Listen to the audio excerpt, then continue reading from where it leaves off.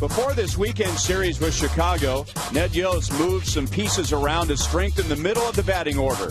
And last night, those pieces came together as the Royals' 3, 4, and 5 hitters combined for 8 RBIs, helping set up a possible sweep over first-place Chicago next on Fox Sports Kansas City.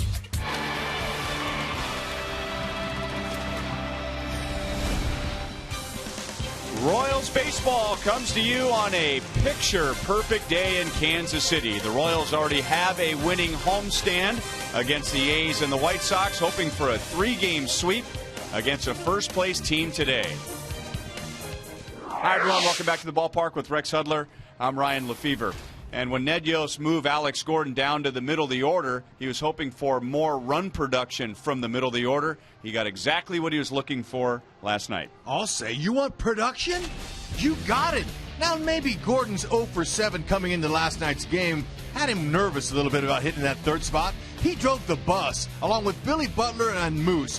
3, 4, and 5. Those are your guys you count on to knock the runs in. And last night, 8 runs? Are you kidding me? That's all Bruce needed for a nice W last night.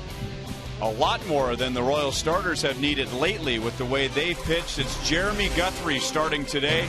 He has 15 consecutive scoreless innings over his last 2 starts, going back to a start against the Chicago White Sox. And we'll talk pitching when we come back.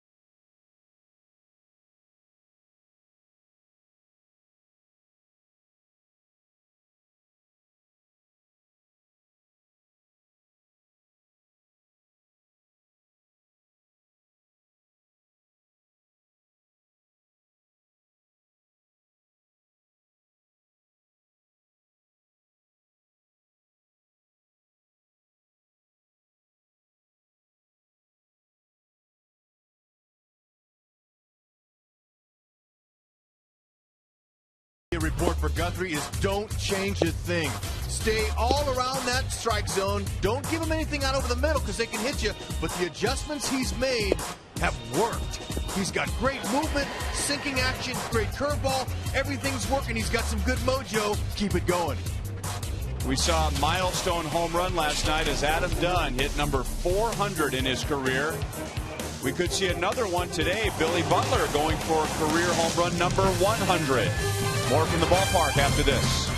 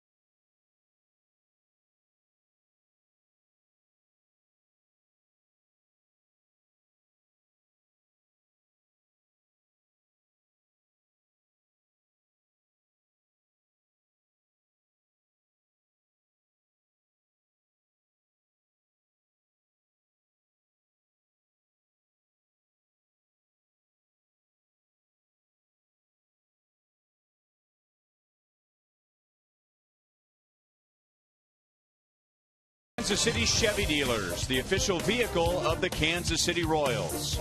By the Missouri Lottery, when you play, students win. It's the Royals and the White Sox, and the first pitch is next.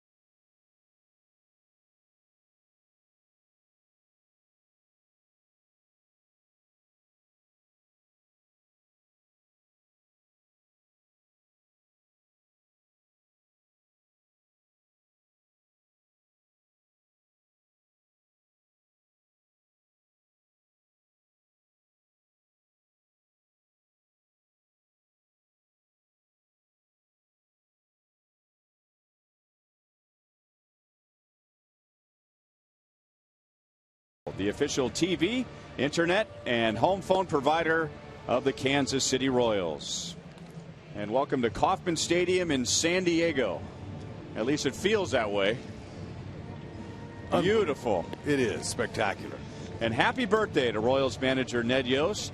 His team will have a winning homestand no matter what happens today. 4-1 right now, hoping for a 3-game sweep over the White Sox and a 5-1 homestand. And they'll be sending Jeremy Guthrie to the mound today against this White Sox lineup, which still has Dwayne Wise leading off. So Alejandro De Aza, who came out of the game on Friday with a stiff back, he's still out.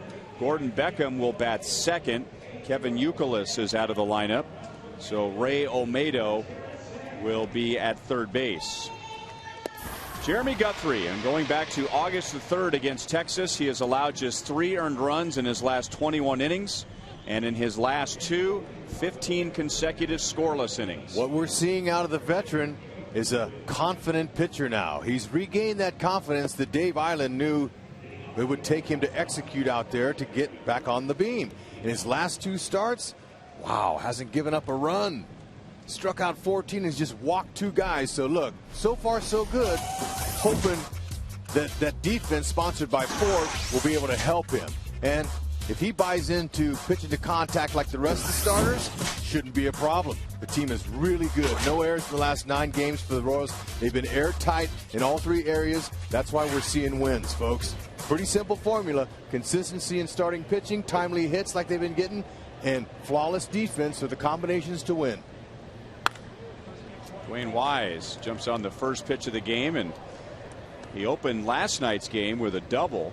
So the White Sox were in position to score right away, but Bruce Chen worked around that, actually got out of a first and third and 1 out. Wise was 1 for 4 last night. He's 1 for 5 in the series. And now 1 ball, 1 strike from Guthrie. Wise looked down at his handle to see if there might be a hairline fracture in that first ball he's fouled off. 2 balls, 1 strike. What's made Guthrie so good is that he's been creating different angles like Dave Island's been teaching him. He's turning his torso more. His upper body's got a little more turn in it, and he's getting more action on his sinker, just like that one. Alex Gordon to the line. So the game begins with a good defensive play in left field, and 1 away. 80 degrees. We started at 1:11 Central Daylight Time.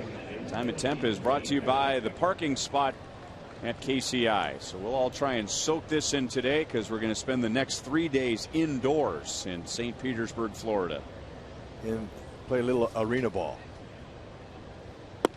So the elements of today's day game: high sky, there's some clouds up there, that'll help a little. There's a nice breeze blowing out to right field, should help left-handed batters or even right-handed batters go that way. I think the White Sox, I don't even think, I know they're frustrated.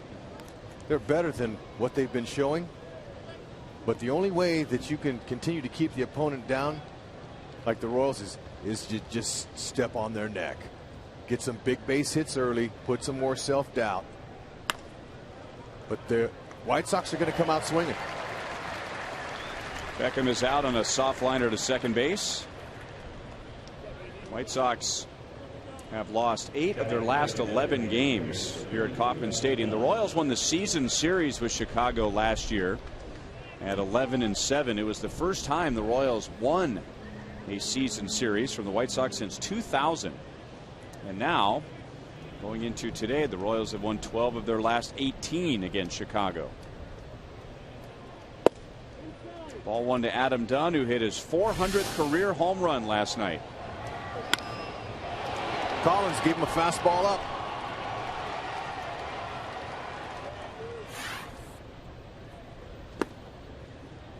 And that was right after Kevin Youkilis got the 1,000th hit of his career.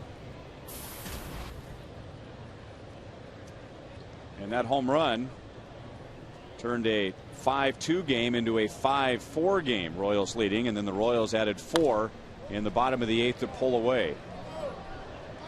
2-1 on Adam Dunn, who became the 50th player in Major League history to reach 400 home runs in his career. Yeah, and it's interesting too, learning a little bit more about the guy who fell into the water to get it, and the fact that, you know, the monumental home runs like that, the balls are special for the players, and how he got that. And we'll hear a lot more in detail with the outstanding Emmy-winning Joel Goldberg here about the third inning. Looking forward to it. But watch, here's what happened. The guy, he's a White Sox fan, went up. I'm not so sure he meant to go head first in there. I think he slipped over the rail before the ushers could grab him. And he didn't get the ball, and he got to spend the night in the pokey. So, you know, you can't jump in the fountain here. You're going to be in trouble. Sopping wet, hang with him. You think they gave him a change of clothes there? No. Unless he got one of those orange jumpsuits. Dunn strikes out. 16 consecutive scoreless innings for Jeremy Guthrie, and 9 of those against the Chicago White Sox.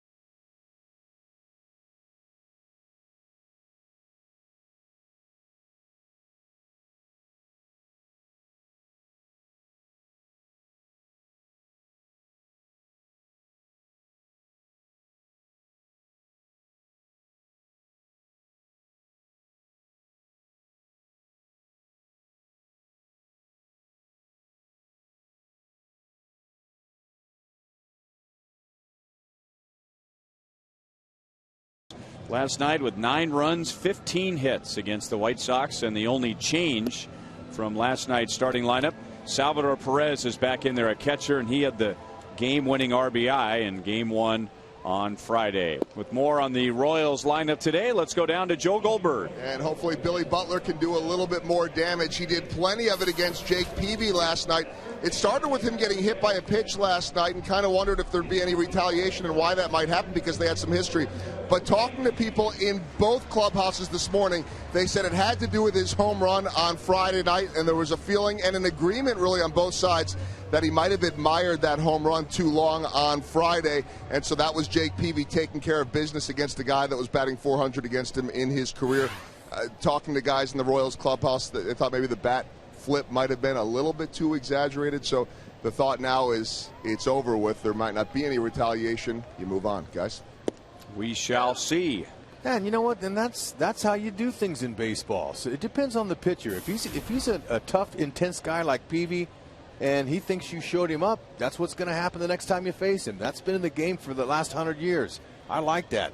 No warnings, no nothing. Look, they police themselves. Or in this case, showing up one of his teammates the night before. That's right, but Billy answered. He came back up and got some big knocks off of him. Got a big hit, RBI next time up. That's how you answer. Big swing by Lorenzo Cain. 1 ball, 2 strikes. The Royals, for the 3rd time this year, facing Jose Quintana. He's had a nice year for Chicago, and the Royals have hit him well. 12 innings, 7 runs scored by the Royals, 4 home runs against Quintana, and he opens his outing with a strikeout. 1 away in the bottom of the 1st. And now Ford gives us a look at the White Sox on defense today. Well, they're sure hoping that team that defended for them last night didn't show up today. 4 errors, season high last night. They just as soon turn the page on that one. But A.J. Pierzynski, he's back in there. He's their leader and having a career year offensively. Sponsored by Ford.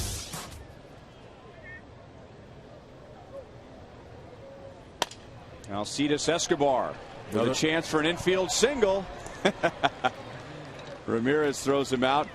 Escobar last night became the first major league hitter in 9 years to have 4 infield base hits in one game. And as you pointed out, Hud, the surprising thing about that, is that there were no bunts included. Yeah, that is just a freaky thing. That was so strange to see that. And then I had to think about it overnight. And I come back in and he did that without one bunt. Now, the last guy to do that 9 years ago, he probably bunted. Robbie Alomar. Oh, he surely. There might have been 2 bunts in there. Just a magical night for Escobar. Got his average to 309. Alex last night drove in his first run of the year as a number 3 hitter. And the Royals 3, 4, and 5 hitters. Gordon, Butler, and Moustakas last night drove in 8 runs. 1 ball, 2 strikes. Okay, Quintana, 23-year-old young rookie. It's pretty tough on lefties. They're just hitting 235 with 4 home runs. He's going to sweep the curve on lefties. Got a little slider. Pretty good fastball. And he's a strike thrower. 2 strikeouts for Quintana in a 1-2-3 bottom of the first. No score.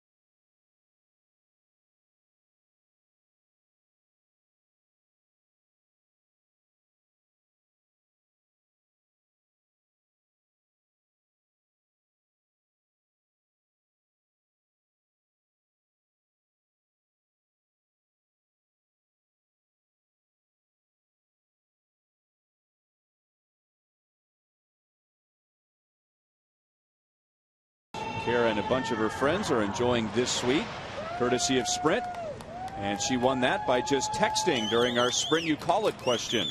You too could be a winner by texting 432-432, enter keyword Royals, and then enter the corresponding letter with your selection in our Sprint You Call It question for today. So congratulations to Kara.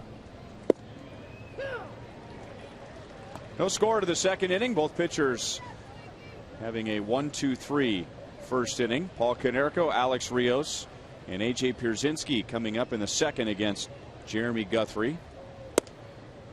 1-1 on Konerko. He is homered in the first 2 games of the series and now is homered in 3 of his last 4 against the Royals. He has 41 career home runs against KC.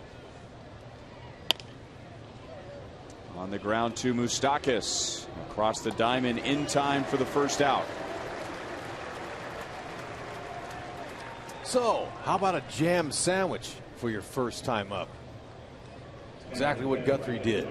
He's been getting a lot of guys out off the plate. That's the whole key to success for a pitcher. Stay out of the middle, work the quadrants around, up, down, all around, and when you do that with consistency and good location, you're going to win games. You're going to get hitters out. First pitch slider. Before, in his first 3 starts, he was throwing first pitch fastballs and hitters were waiting on it and whacking it. So he's pitching more now. He's got some good movement working. He's throwing 94. That's plenty of velocity to get hitters out. You can get guys out in 80, 89 like Bruce does with location and change of speeds. But Guthrie, he's got an extra weapon in the speed. He could blow it by some guys. Right to Escobar. Rios is out. He is 0 for 9 in the series. And Jeremy Guthrie has retired the first 5. Well, Royals fans, you can meet Billy Butler at US Toy in Leawood coming up on Saturday, September 1st. He'll be there from 11 a.m. until noon. So come out to get an autograph from this year's Royals All-Star. If you'd like more information on this upcoming event and other Royals events, visit royals.com/community.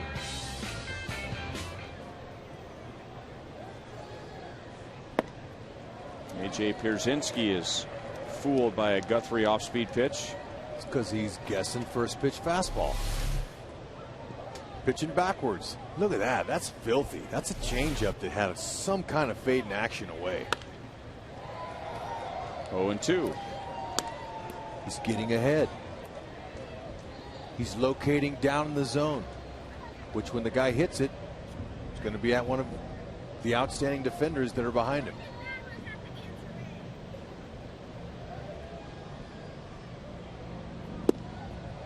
1-2 on Pierzynski. He was 1 for 4 with a double on Friday and then was out of the lineup last night. Tyler Flowers was behind the plate for Chicago last night. See Fox tracks there, those dots all around the dish. That's where you want to be. Don't give me anything good. And as good a hitter as Pierzynski is, he hardly ever walks. He has only 20 walks all season, so just somewhere near the strike zone is good enough for him. He's a hacker.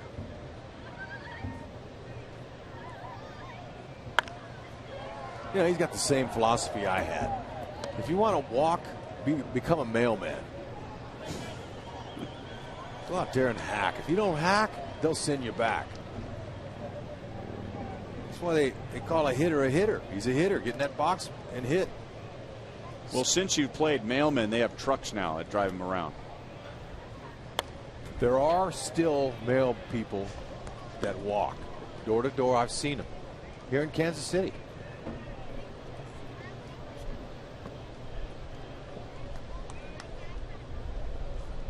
Love them. Love the Postal Service.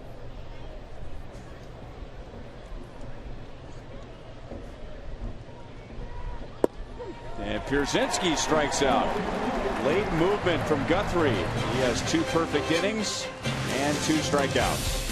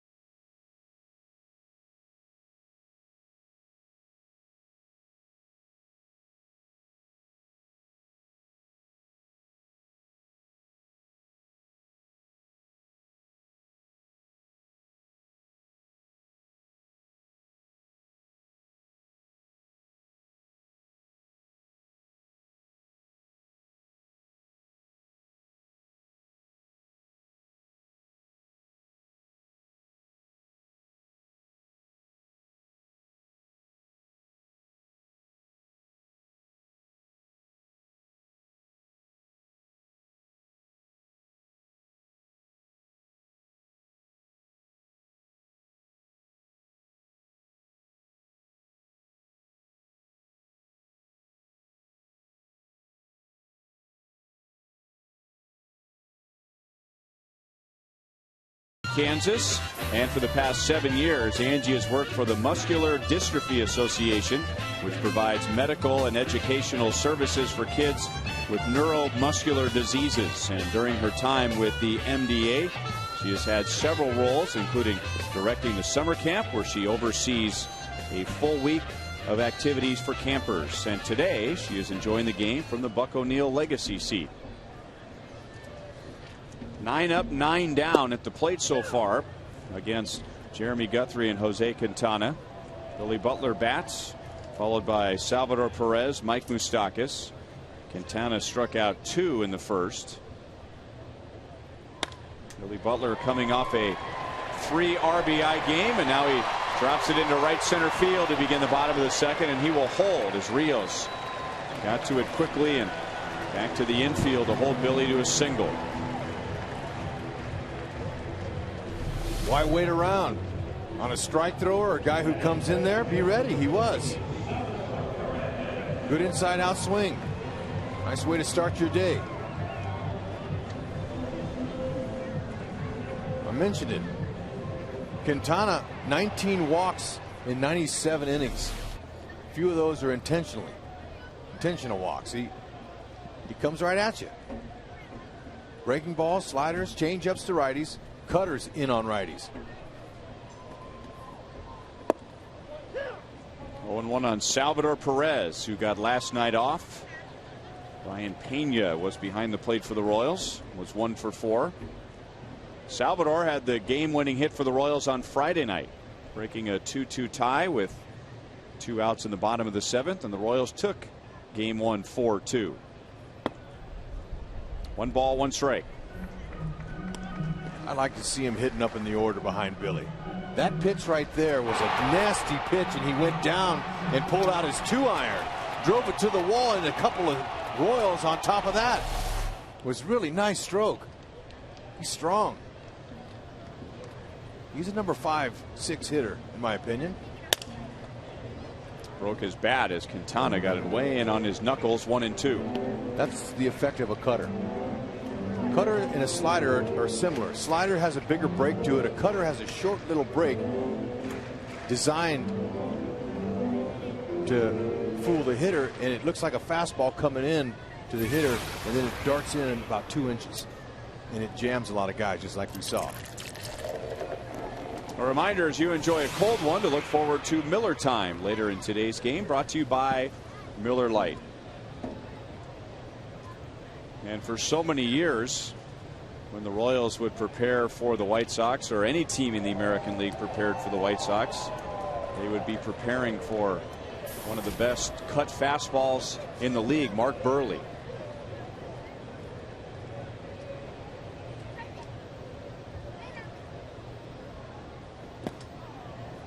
Two and two on Perez. Terry Mulholland had the best cutter I ever faced when he was with the Phillies and he was young, and it was tough picking it up. It looked like an inside fastball, and at the last minute it exploded in on my hands, and it got to where I would go pick up one of my bats, and the bat would talk to me and say, "Not me, not me, don't take me up there."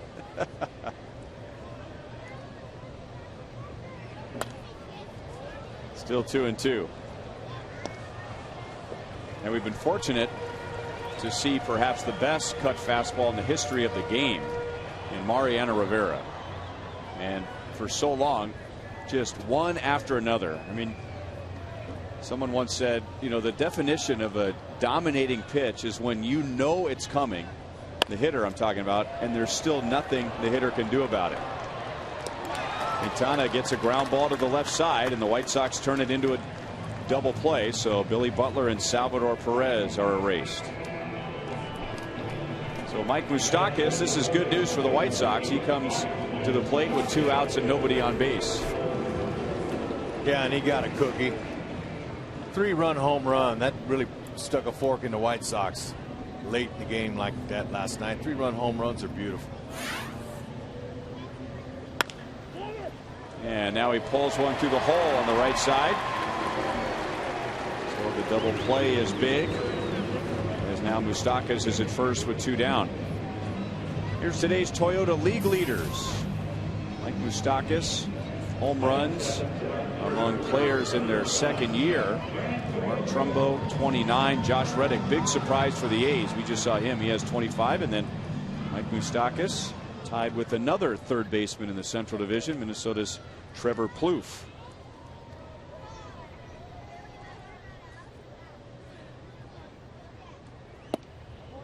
Outside ball 1-2, Jeff Francoeur. He is 0 for his last 12, but there's some bad luck mixed in there. He lost a base hit and an RBI last night when he hit a ground ball off of Jake Peavy, which deflected perfectly to the shortstop. And Francoeur also flied to the warning track in center field. Frustrating, I'm sure, for him, because in the last series at Baltimore, that's probably a home run. You know, you have days like Frenchie's having, you have seasons, unfortunately, like he's having. And lots of times, you know, you have to have good luck in this game. People know that. All you try to do as a hitter is to hit it hard somewhere. Can't control where it goes. That ball last night he hit off of the shoulder of Peavy. That was a clean single. Would have knocked the run in from third. Would have had a knock with a stake attached. Instead, it turns into a hard luck out. Inning over.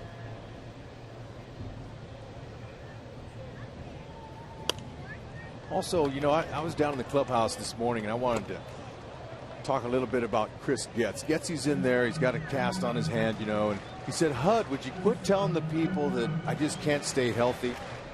Just tell them I've had some bad luck this year. I can stay healthy. I said, all right, Getzy, easy on me, easy. He was looking for you. That's okay. That's why I show up. I like to hang out with those guys, you know, when I can, and that way, if there's anything that we say or I say offends him, he just was a little frustrated. He says, Hud, I've just had some bad luck this year.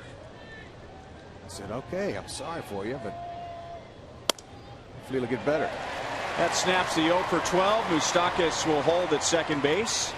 And the Royals have a couple of 2-out base hits.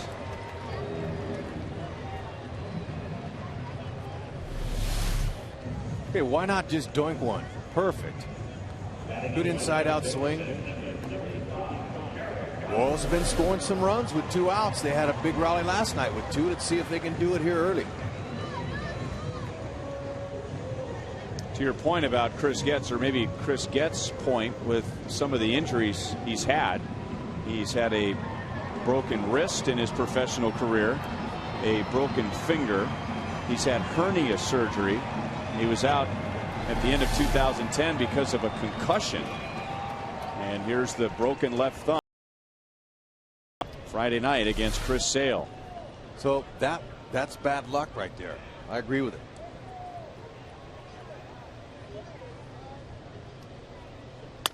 Hosmer hits it up the middle, and it will not go through. It's backhanded by Beckham. Moustakas is going to try and score, and he is out. So Beckham makes a nice play to keep the ball out of center field, and he cuts down Mike Moustakas. He's come up with 4 hits in the bottom of the second inning, but because of this play and earlier a double play, they do not score.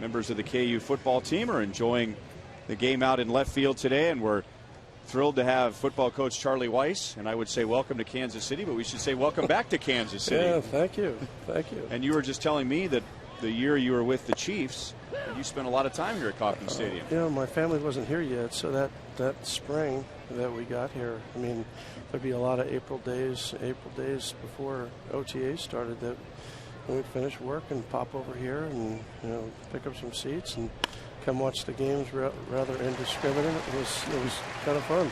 Now, I'm not sure if you're aware of this, but you and my partner here, Rex Hudler, almost had something in common, because there was a time when Notre Dame wanted this guy to come play football, but he decided to sign in the first round with the New York Yankees. Dan Devine recruited me in 1978, and I signed a letter of intent there.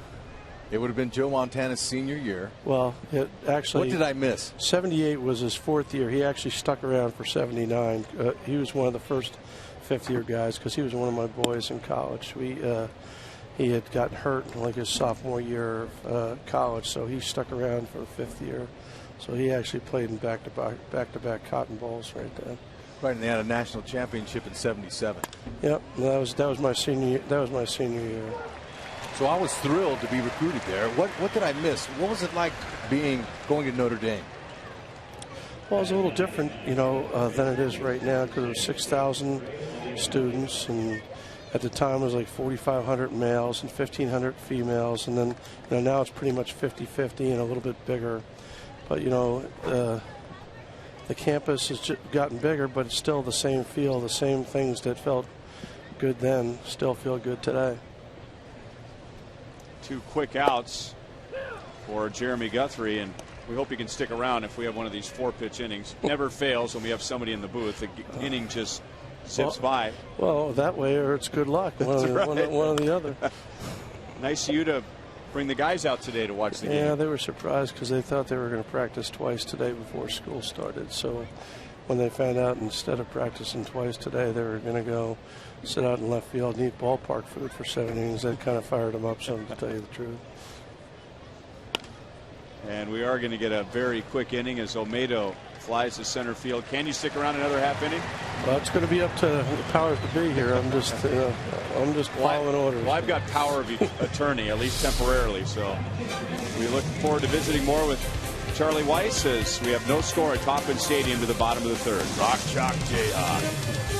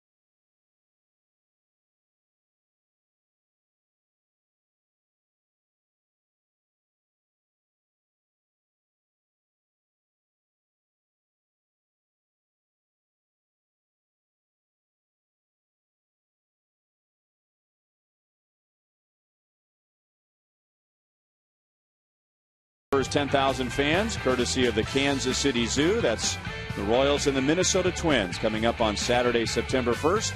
Go to Royals.com or call 1-800-6-ROYALS as we visit with KU football coach Charlie Weis. Now, you've been through this before, a new team, whether it's professional or college. How's the transition been with the Jayhawks? Well, I mean, anytime you come into a program is down, I mean, it's going to be quite a transformation, because you obviously have a lot of things you have to try to change. So that's what we've been going through since December. And you probably have a lot of moments from a football sense of what we just saw in the baseball field here, where you kind of just got to sit back, let the young guys run around, and hope they learn from their own mistakes. Well, I don't know. Is it him or is the first base coach? I mean, I don't know. First base coach could tell him. That'll help. Rusty Coons, he's a good guy over there, but sometimes you get a young kid. Look at Gio. All he can think about is when it left his bat, it looked like it's going to be a double, but he forgot that one of the best throwing left fielders are out there.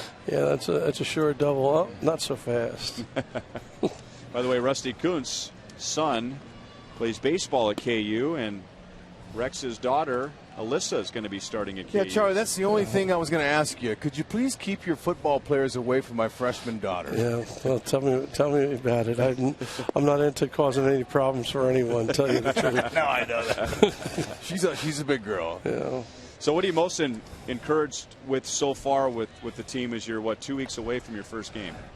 Well, I mean, I think they're across the board. I think we're better just about everywhere. But, the jury's still out there. It still just depends on, what happens when the real bullets start flying in September. So I think the team's really anxious to get out there and show they're much improved. But like I said, the proof's in the pudding. Here's take a look at that upcoming schedule, and the first three will be in Lawrence, and we're looking at this as you are: South Dakota State, Rice, TCU, and then on the road at Northern Illinois, and then a rival game with Kansas State. Yeah, it's a rival game, but it's also fifth. So, I mean, that's a long time before we have to worry about that one. I grew up under the Parcells-Belichick mentality that you only worry about the one you're playing next, and you don't worry about anyone other than that. So starting this Tuesday, we'll spend 2 weeks getting ready for South Dakota State, because this week will be like a practice week. Because you have an extra week available. You'll have some time to actually go through the whole routine. Now that school's starting Monday, go through the whole routine. Like, here's how the week is going to go. We'll even practice Saturday at 6 o'clock, because that's when kickoff is. Charlie, those two gentlemen you mentioned, Parcells and Belichick, they seem to me like they're real tough characters. Are they really like that? Yeah, they're real tough characters, but they're great people with great personalities, and they're really funny. It's just that you guys won't see that. By design, right? Yeah, they don't let that loose very often. So did your previous experience with the Chiefs that 1 year, you said you lived in Parkville, which is a beautiful part of the city, that have something to do with coming back to this area? Your resume, you can go just about anywhere you want. It made an impression, when I, both living in the area and seeing how rabid the fans were, for the Chiefs, and the other thing, to be honest with you, is the success of the two neighboring schools of Kansas State and Missouri. Realizing that it was 2007, 2008 when Kansas was good, which wasn't really that long ago. The combination of those two elements really made it actually pretty enticing. Well, thanks so much for spending time with us. I know you're in high demand today. You've got quite a few booths to visit, and you stayed a full inning with us. And it was great having you up here, and good luck. All right, thank you very much. Thanks, Charlie. All right, bye-bye. Good luck to you, sir. Take care.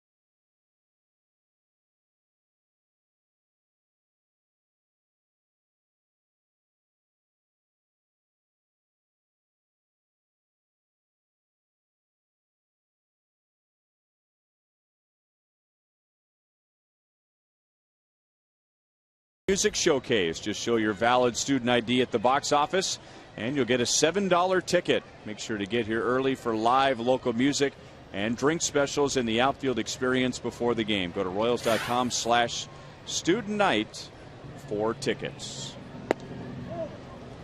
Well, 3 perfect innings for Jeremy Guthrie.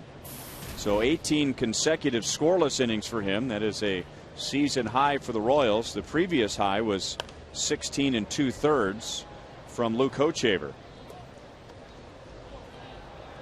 1-1 against Dwayne Wise, who opened the game with a fly ball to left field, and Alex Gordon ran it down just inside the line.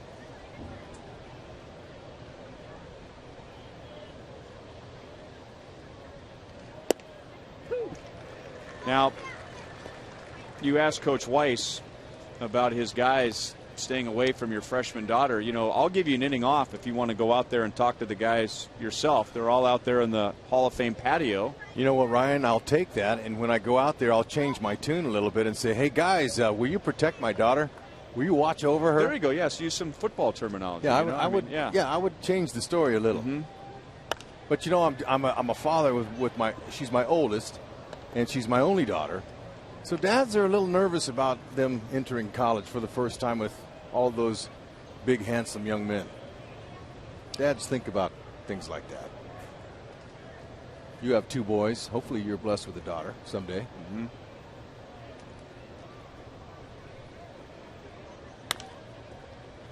Giavotella to the hole on the right side. And Jeremy Guthrie has retired the first 10. On the radar gun so far. Guthrie to 92, Quintana at 94. You can get downloads up to 50 megabits per second with Time Warner Cable Ultimate Internet.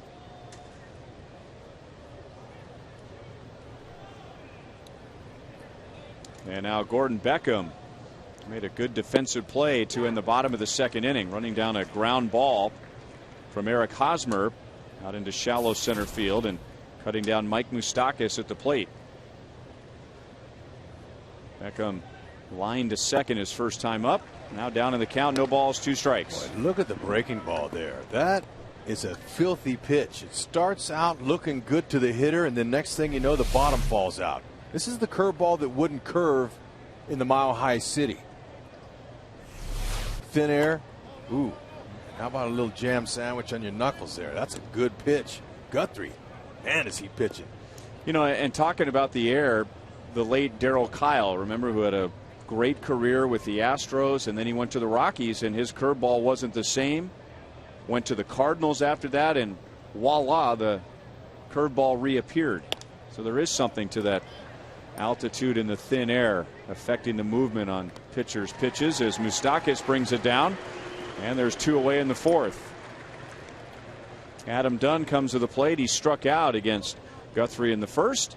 And let's go to Joe Goldberg. All right, Ryan, earlier in the game we heard HUD talking about that fan that dove into the fountains, and you know, we couldn't really tell exactly how that dive went except for the fact that he got ejected from the stadium. It happened to be a White Sox fan, and you know, usually guy gets the home run ball, he gets some souvenirs and all that kind of stuff. Well, I did get it confirmed today from Adam Dunn that fan did indeed get the home run ball, and that home run ball did end up in the hands of Adam Dunn. But we think that that guy wearing the Euclid jersey might have ended up in the clinker last night, or as, what'd you say, HUD? Pokey. In the pokey. Adam Dunn, who is one of the good guys in of the game, told me that he is trying to, and in the process of finding out, don't all write in now, he's in the process of figuring out who that guy was. He's going to get him some memorabilia. No, he was not going to pay his bail or get him out of jail, but he did want to at least get him some souvenirs. He said it was a great night for the home run, bad night in the sense that the White Sox played horribly.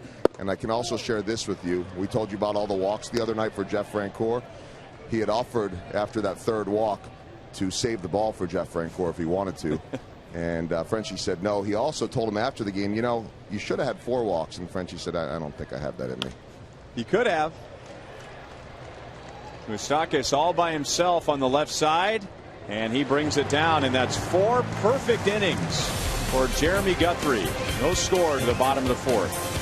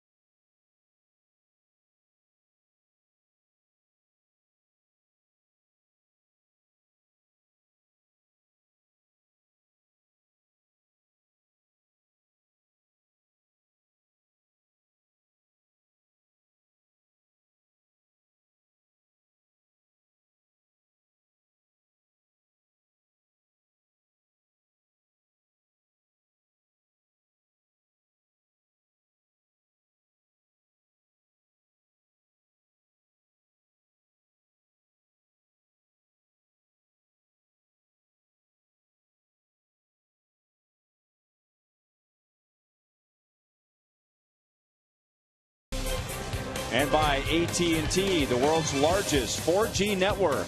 AT&T, rethink possible.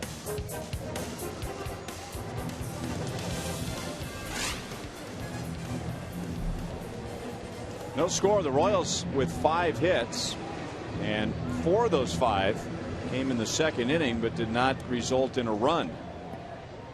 It'll be Alex Gordon, Billy Butler, and Salvador Perez against Jose Quintana. Alex struck out looking his first time up.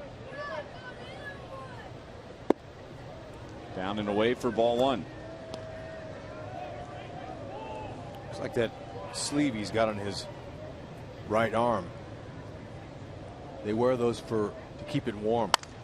Might be bothering him a little. Ramirez throws on the run and gets Alex by a step. 1 away in the bottom of the 4th. Good hustle. He almost got it. Here's today's Sprint You Call It question. The most impressive accomplishment last night. Alcides Escobar, 4 infield singles without a bunt. Billy Butler, his 900th career base hit. Adam Dunn, his 400th career home run. Kevin Youkilis, base hit number 1,000. Whew, man, that's tough. How are you going to choose? 4 infield singles hasn't been done in what, 9 years we said? Billy's 900th career base hit, and he's just 26. Wow. Last time a Royal had 4 infield hits in a game was 1987. That's a pretty impressive night. Now, I bleed royal blue now. I don't bleed White Sox colors. So I'm going with Escobar and Billy.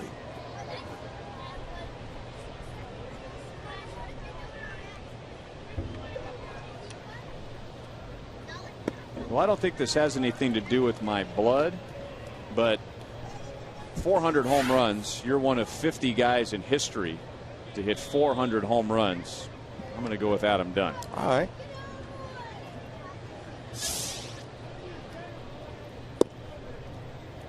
Three and 1 on Billy. He singled to right in the second inning, making him 5 out of 8 in the series with 4 RBIs.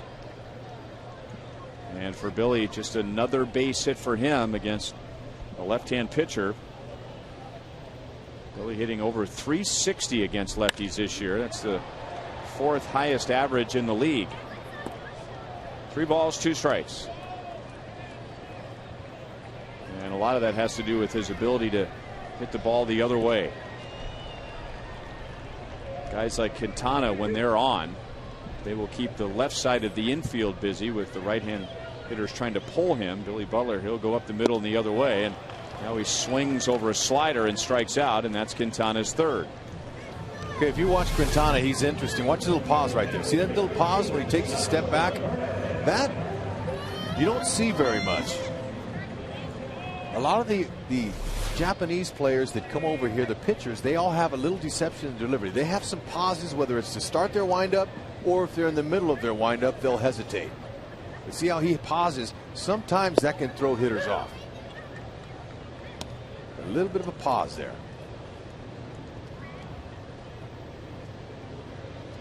Take a step back.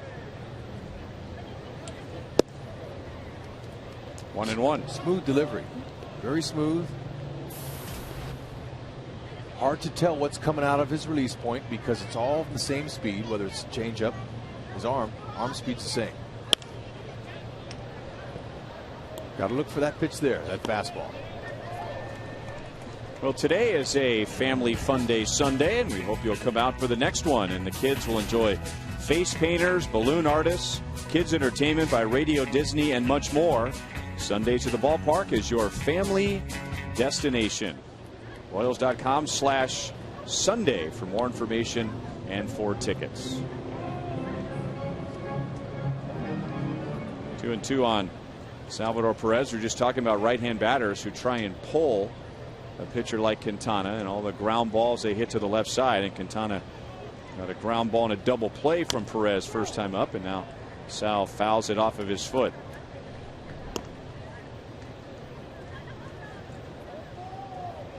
Quintana is from Colombia and originally signed by the Mets in 2006, but they gave up on him very quickly. They released him in 2007.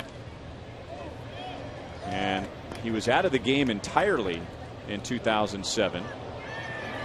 And then the Yankees saw something they liked in Quintana, so they signed him in 08. And he spent 2008 and 2009 in the Dominican Summer League, which would be considered by many below rookie league in the United States. So just 3 years ago, that's where he was pitching, and now he's thriving in the big leagues as Perez hits it to left field, but right to Viciedo. And that's the Royals' half of the 4th inning. So good pitching again today. No score at the end of 4.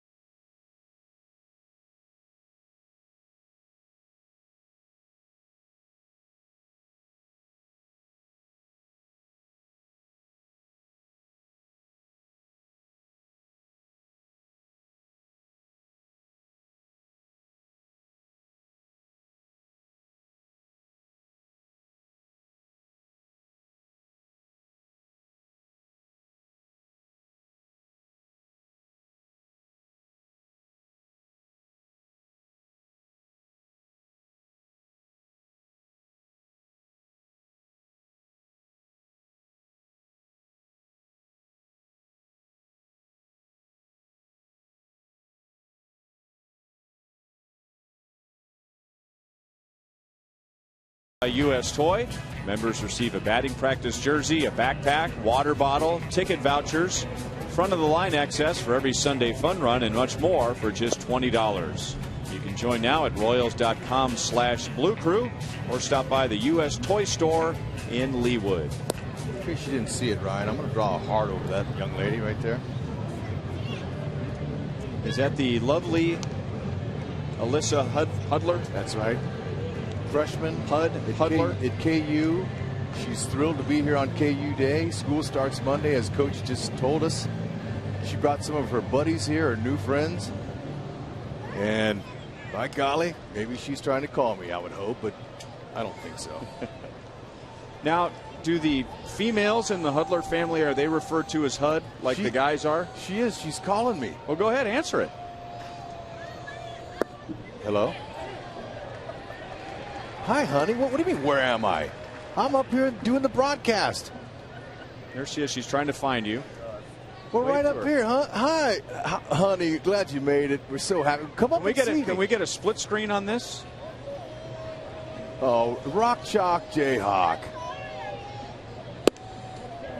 Okay, here we go. We got Yes, matter of fact, right now you can wave to the people out there, hon, because. Well, first she has to tell all of her friends that she's on. All right, talk to you later. Come up and give me a hug. Tell her to wave. Tell her to wave to everybody. Wait. Oh, nice talking to you. Okay. Good conversation. That's about the gist of it now. You know how, well, you don't have a teenager yet, but you don't get to talk long. Look at them. They're pumped. Well, her friend waves to the camera at least. That's her new roommate. Okay. From South Dakota.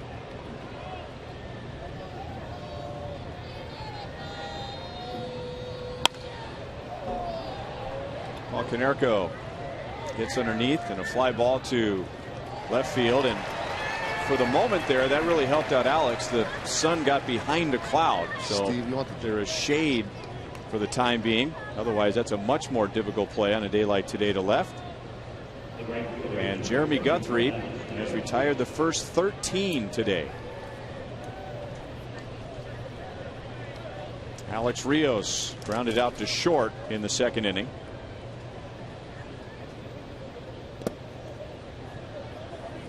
Let's go to Joel. All right, Ryan, you said 13 straight outs. How about 13 games to go for the Omaha Storm Chasers, the team that Johnny Giavitello was on a couple of days ago? They clinched the division title last night this early in the season, and now Gio, he's up here, but he's hoping he'll get a ring because that team has been so good the last couple of years. And Johnny's saying really a testament to the organization and the amount of talent they have amassed over the last 5 to 6 years. We've seen a lot of seasons where Mike Jerschele didn't have a whole lot of talent to work with, but he said now every day they go to the field, they believe they're going to win.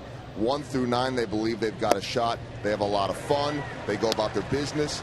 Very laid back at the same time and professional. And he said it really feels like when asking him what the best moment of the year was on the field, he said he couldn't name one because it feels like they've been on a winning streak since day one of the season. Very impressive. Minor league rings are nice. I got a whole trophy case full of them. And unfortunately, I don't have a big league one, and that's what Gio wants. That's about the hardest hit ball so far for the White Sox, and Rios hits it right to Moustakas, 2 down in the 5th. Okay, Guthrie continues to dissect the hitters. Now, he's only human. He's going to leave some balls out over the middle, and when that happens, you hope that this happens. You hit it right at a guy. Not just a guy, that's Moose.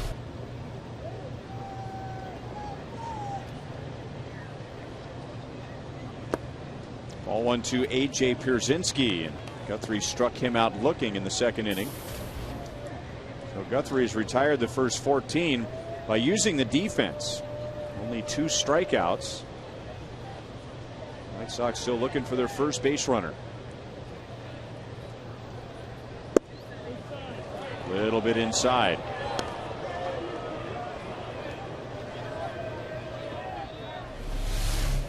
Corey Blazer, home plate umpire, missed on that one.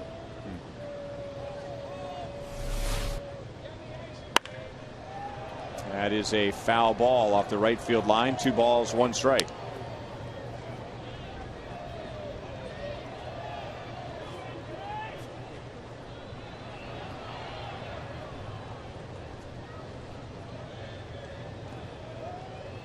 Jeremy Guthrie, in addition to retiring the first 14 today, now has gone 19 2/3 consecutive scoreless, going back to a start against the White Sox. That was back on August 8th, and now 2-2 on Pierzynski. Hey, don't forget about that changeup that he uses. That's a good one too. Keep that down in the zone like that. Looks like a fastball. It's all about deception, trickery.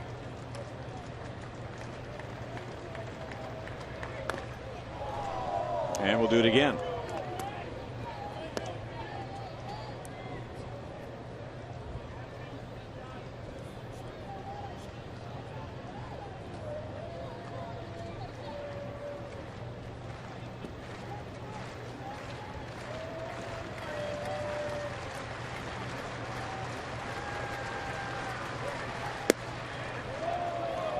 Three balls, 2 strikes, and as we mentioned earlier, it is very difficult to walk AJ Pierzynski. He only has 20 walks this year, and early in his career, even his mother thought that he didn't walk enough, and once offered him $5 for every walk. So that's just not his style. When he comes to the plate, he's up there to swing it, and there's ball 4 just inside. Well, there is the integrity of the game, I understand that, but when a pitcher is throwing like this, it's not the worst thing in the world if the home plate umpire expands the zone by 1/8 of an inch or so. No, and don't get me started on Corey Blazer. You know, he's a young guy filling in, but you know, whatever.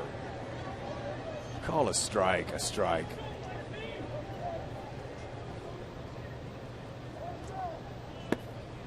So this is something we bring up all the time, but when a pitcher goes this long without a base runner, he's just been pitching out of the windup all day and now goes to the stretch.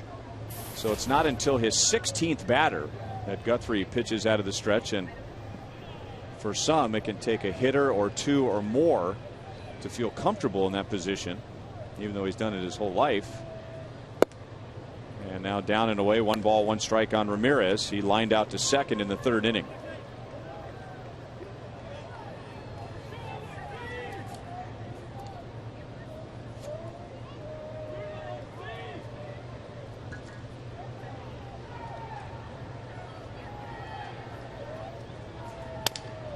A broken bat. Moustakas on a hop. 5 hitless innings for Jeremy Guthrie and 20 consecutive scoreless innings over his last 3 starts.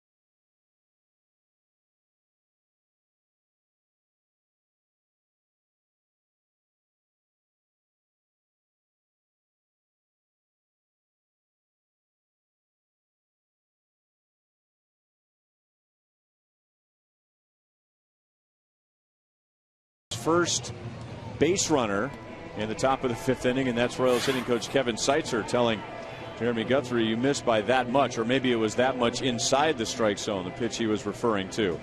You can follow the Royals with the MLB.com @Bat 12 app for your iPhone, iPad, Android, BlackBerry, and Windows Mobile. Just text 432, or take that back, 31826. I got my you call it question and my @Bat backwards. 31826, or visit Royals.com for details. That's for live audio, pitch tracking, video highlights, and more. 2-0 on Mike Moustakas. He singled and was thrown out at the plate in the 2nd inning, in an inning where the Royals had 4 hits, 4 singles, and no runs.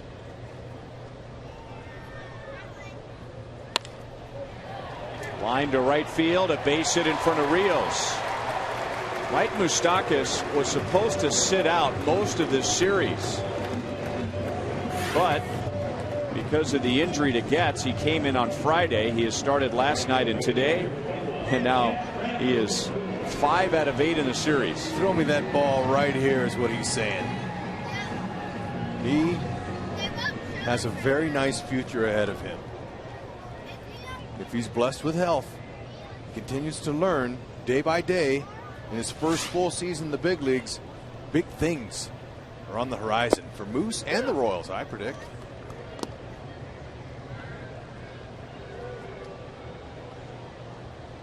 So 6 hits for the Royals in 4+ innings, but still looking for their first run. And Jeff Francoeur single to right his first time up, snapping an 0 for 12. And he started to offer to pitch in the dirt and went around. Bill Miller is the first base umpire and the acting crew chief. No balls, 2 strikes. Okay, so just like Guthrie, Quintana, he's got some excellent stuff he's using to do today as well. Good changeup. Hard biting slider in on righties, cutters. Got to get the mistake if you see one. 1-2.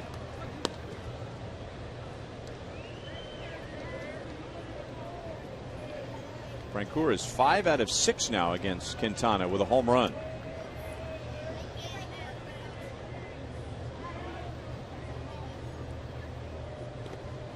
And that skips away from Pierzynski.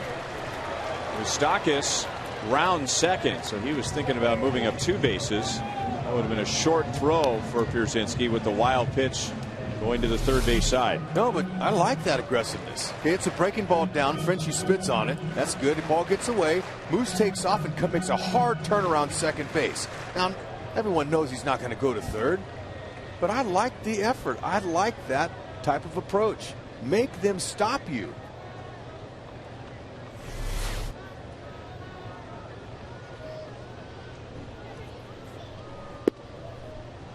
Three and two.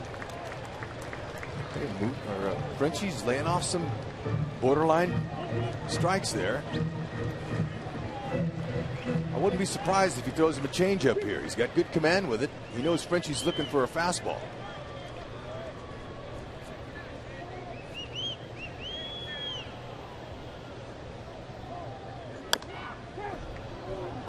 Off of his foot. Still 3 balls, 2 strikes. You can tell where the ball goes after you hit it off yourself if you got struck cleanly or not. And when the ball doesn't go very far, it means it hits you squarely. Kind of like Monty did to me in the pregame show. Yeah, what was that all about? I don't know. I thought he was going to throw me a pitch to hit at the little K. I could probably hit a homer, but he didn't see it that way. He drilled me. I thought we were going to have a friendly thing going. And then until this happened. What the heck? No. First of all, you're too close to the plate, and you turned into that pitch. Should I have charged him? No, but you turned into that pitch. Do we, after Frenchie heads to first, do we have a way of listening to that full sound so we could actually hear that hitting the side of Rex? Because I know there is a bruise now. Unfortunately, it was shown to me today. Here it is.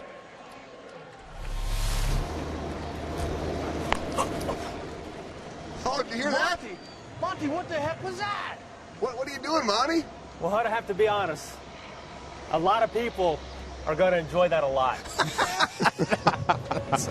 I did get a tweet from somebody today wondering why you didn't throw out your jaw. It was from a woman too. Oh, God bless her. I'll try to do the best I can, ma'am.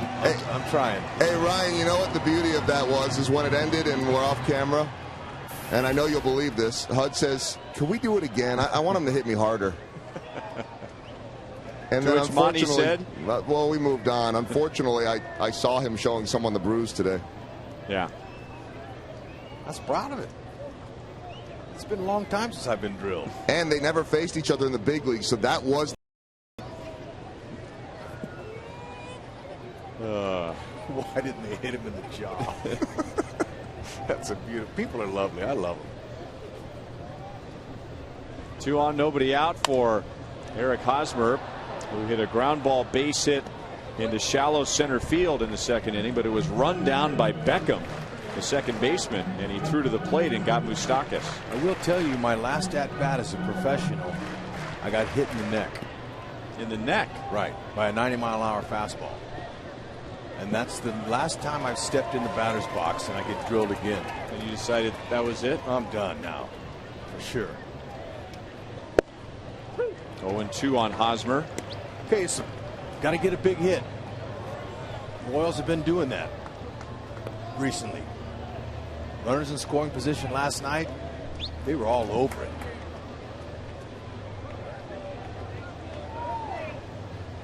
Hey, Hud, I just got a text from a good friend who was really excited about Monty hitting you. Can you remember what former Royal that might be? I'm going to say that's Joe Randa. No. He would have done that to you the other night while he was here. Now, how about somebody that you homered off of? Oh, Bluma, my buddy Bluma.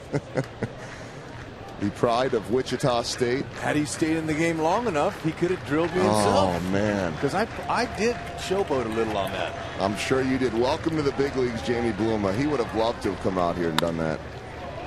Ground ball right to Ramirez, and the White Sox turn a double play. So 2 outs and Moustakas at third, and that's the second double play for Chicago. They got Perez to ground into a double play in the second. Hey, Quintana, he is executing his pitches. The last time he faced the Royals, he lost 2-1 in really a hard luck deal. He gave up 5 hits, 2 of those were homers. And that was a tough loss. But he's a pitcher.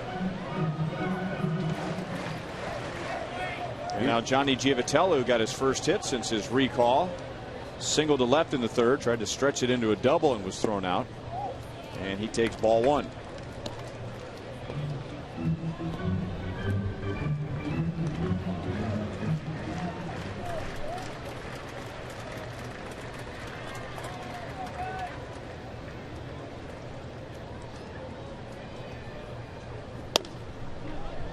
One hop to Olmedo. So Quintana has pitched very well, avoiding trouble. The Royals have had 7 base runners in 5 innings, but so far scoreless.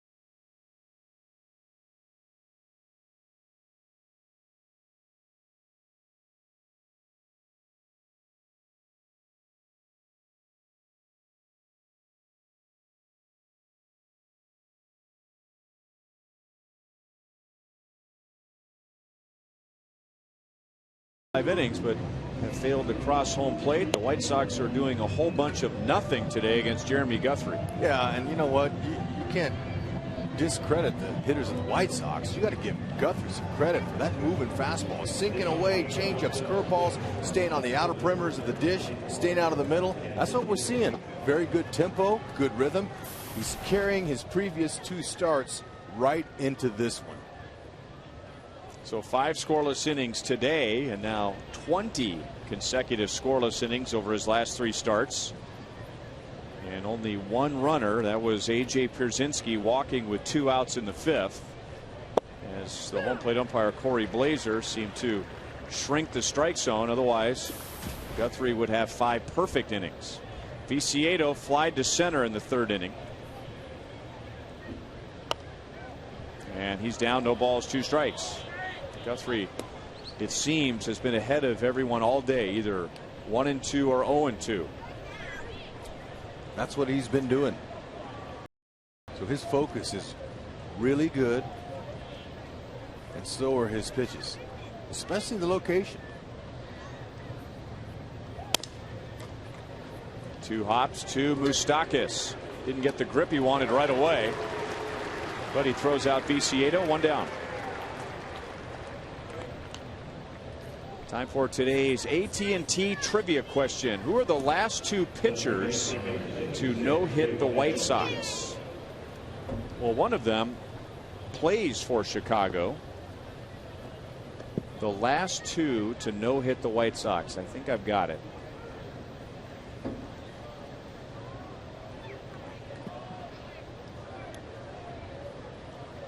If I'm correct, Hud, one of them is now with the White Sox, and the other may or may not have happened right here. Ray Olmedo flies to deep left center field. Lorenzo Cain helping out Guthrie. And there are 2 down in the 6th. Wow. The last 2 no-hitters against the White Sox. Who are the last 2 pitchers to no-hit the White Sox? This could go way back. Nolan Ryan. One of them. Well, did you hear my 2 clues? No. Okay. I wasn't listening. The first clue is one of them pitches for the White Sox now. And I don't think Nolan Ryan has signed with them recently. If he did, maybe I missed that one today. And the second clue is, if I'm correct, I think it happened on this field. As Dwayne Wise flies out, and his 6 no-hit innings for Jeremy Guthrie, no score.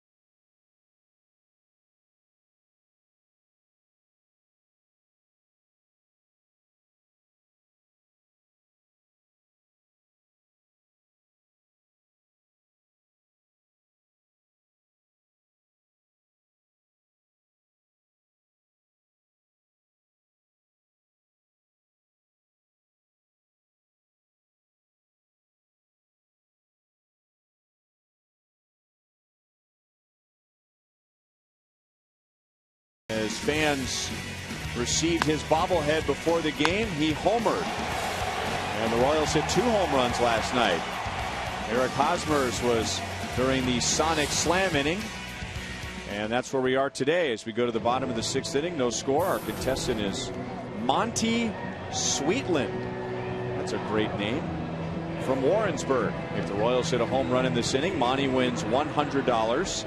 If the Royals hit a grand slam out of the park, Monty wins $25,000 from Sonic and the Royals. And the top of the order is coming up. Lorenzo Cain, Alcides Escobar, and Alex Gordon against Jose Quintana, who is not dealing with the same drama that Jeremy Guthrie is. Guthrie hasn't allowed a hit, but the Royals haven't scored yet against Quintana. They've had 7 base runners in the first 5 innings, and that was ruled a swing by Bill Miller. So it's 1-1 on Cain, who is struck out and grounded out to third. They hadn't gotten a big hit yet.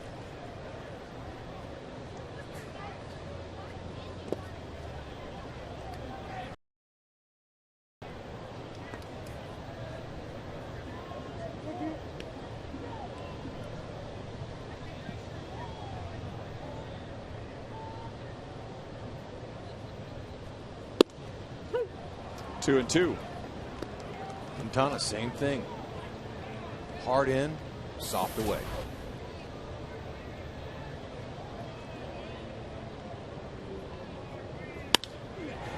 And a base hit.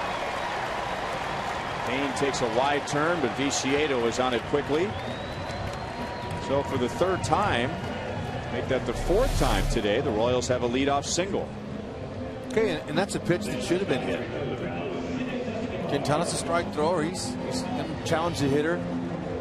Lorenzo, the ball got in on his hands a little. He didn't quite barrel that, or else that would have been in the gap if he would have squared it perfectly. Well, Nedios, he doesn't hit and run very often, but you got a good guy at the plate for a hit and run. Good speed at first. But we have seen it on this homestand. We saw one, and we saw one back on the road. I believe it was against the Orioles. Well executed. Ideally, you like to hit the ball on the right side to the right fielder. That's the best chance to get the runner to third. But it works really either field. And Escobar, he squared around like he was going to bunt. Sometimes he does that as a decoy, just to make them think that he's going to bunt. Sometimes that buys you a fastball to hit. And that's the reason they throw over to first base in a bunting situation. They want to see if the hitter will tip whether he's bunting or not. And it looked like Escobar was shortening up. Escobar's a smart player beyond his years. And there's a lot of trickery involved in the game. A lot of gamesmanship out there. A lot of cat and mouse going on. Body language. What do you see?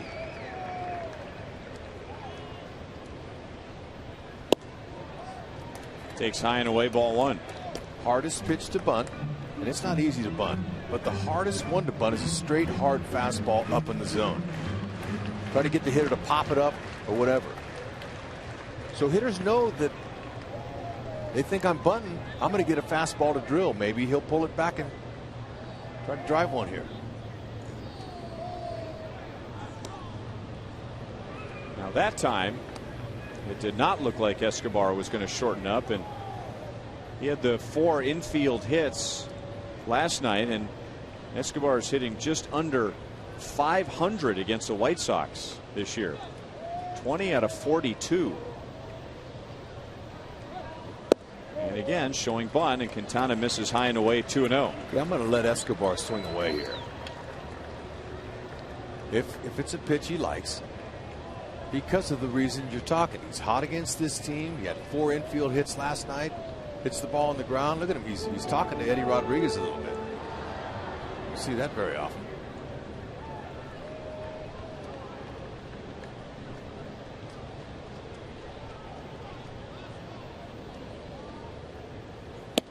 And he was going to swing away, and now it's 3 balls, no strikes.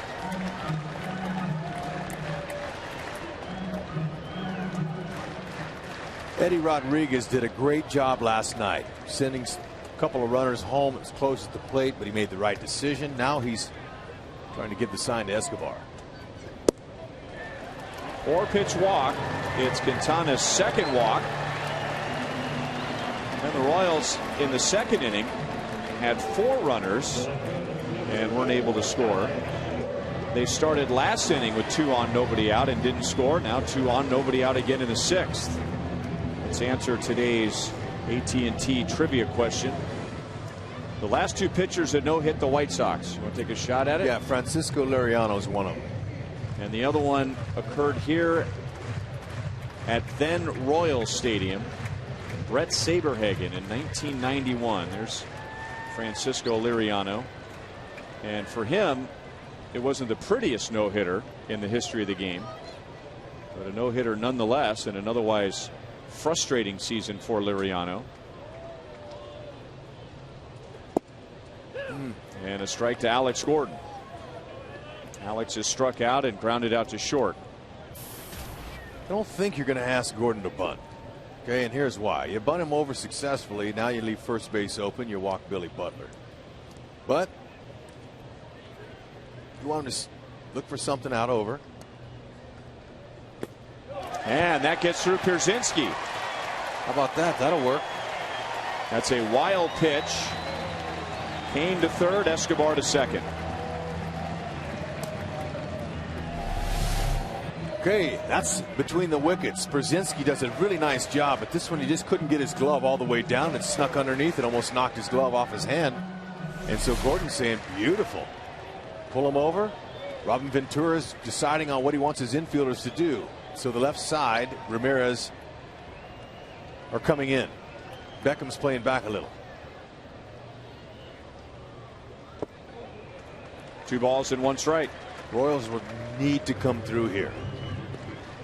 Now Escobar at second base with the infielders in, he can get a good secondary lead. He can get a big lead out there because no one's holding him. So any kind of base hit should be able to plate Escobar as well as Kane.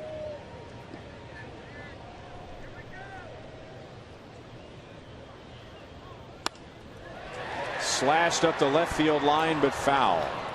2-2.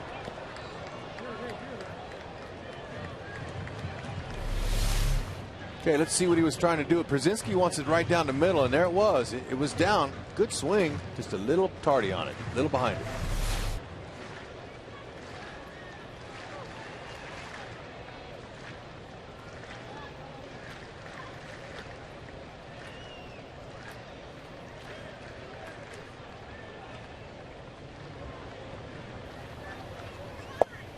And he got him on strikes.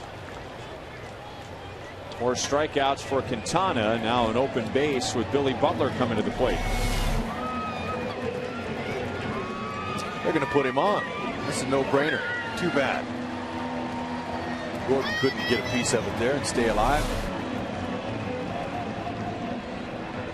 So it'll be up to Salvador.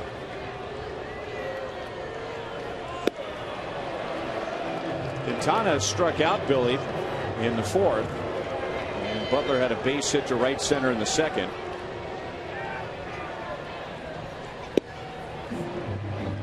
And so this sets up a chance for a double play with forces at any base, and Quintana got Perez to ground into a double play in the second inning.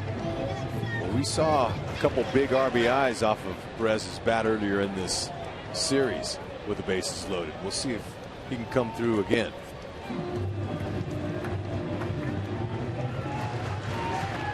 Salvador 5 for 26 with runners in scoring position for a 192 average. Robin Ventura's taking a chance. He says, I'm not going to let Butler beat me again. I learned from that last night.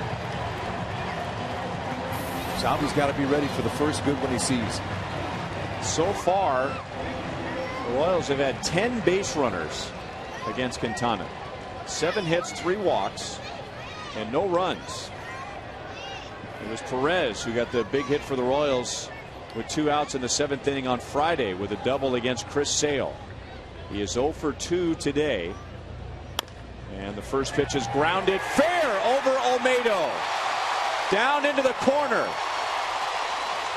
2 runs are home. Butler goes to third, and Perez has another 2-run double. First pitch. He was ready. It wasn't a fastball. It didn't have to be, but it was a strike. And he chop knocked it. Hard bounce in front of home plate. Over the head of Olmedo. Big hits what they did. Last night, 6 for 13 were the Royals with runners in scoring position. And there's a big hit there. And now they'll bring the infield in again on the right side this time. The left side playing about halfway for Mike Moustakas. And Quintana is outside with ball 1. And Moustakas is singled twice. Okay, this ball looked like it might have been a little cutter that didn't quite cut in like he wanted to. He hits the top half of it. Good slow motion shot there. That's a swing, and it's 1-1. Okay, Moose is a little anxious on that pitch. Infield in, biggest hole in the diamond is right back up the middle.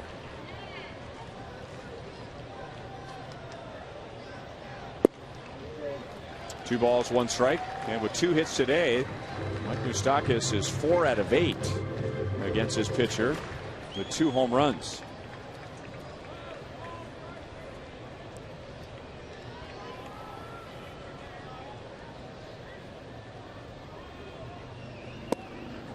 Three and 1. Hey, he's pitching Moose like he's a right-handed power hitter here. Showing him a little respect after getting the 2 singles off of him earlier.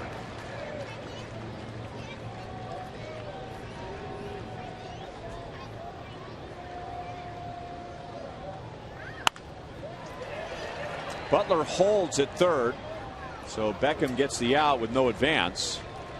2 away.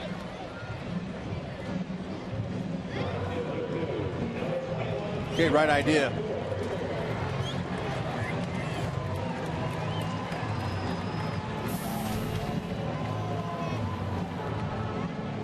Jeff Francoeur on base twice, snapping an 0 for 12 with a single in the second inning, and then he walked against Quintana in the fifth. Francoeur is 5 out of 6 against Quintana. And how about this? Jeff Francoeur has gotten the ultimate respect from the Chicago White Sox. This situation, of course, makes sense. You got a right-hand batter at the plate, a left-hand hitter on deck, but Jeff Francoeur, this has to be the series of his life when it comes to walks. He walked 3 times on Friday night, 2 of them intentional. He's going to have 2 more walks today with a 3rd intentional walk. Yeah, you know, so Frenchie's digging himself a little here. He's going, yeah, that's right. They're afraid of me.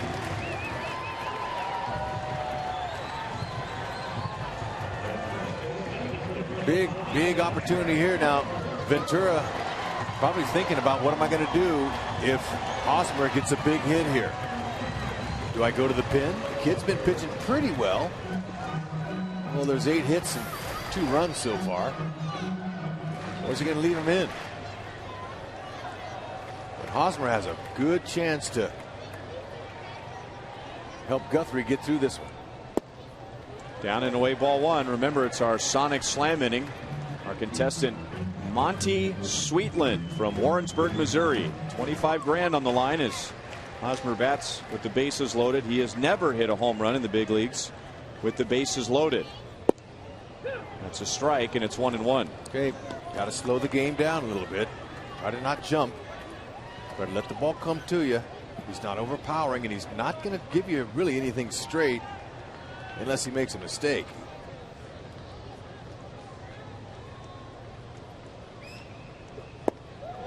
Two balls, 1 strike. Pierzynski's calling those pitches, hoping that Hosmer is anxious and he'll overswing.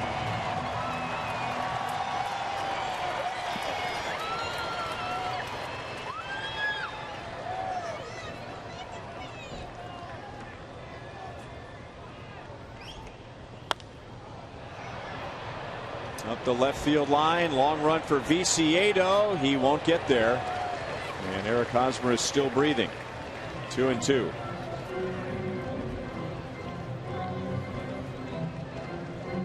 Okay, now you might be a little shorter with your swing with 2 strikes.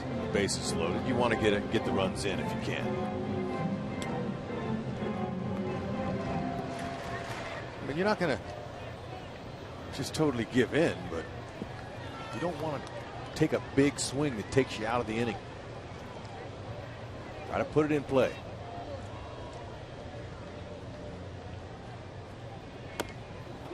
And a little half swing. He made contact. It's been that pitch all year that Eric Hosmer's had so much difficulty with, and nobody in the world can hit that pitch. It's just laying off of it. Right, but he's a little anxious. And now at 2-2, Pierzynski will call another one right there. See if he'll do it again. Plate discipline. It's hard sometimes for guys.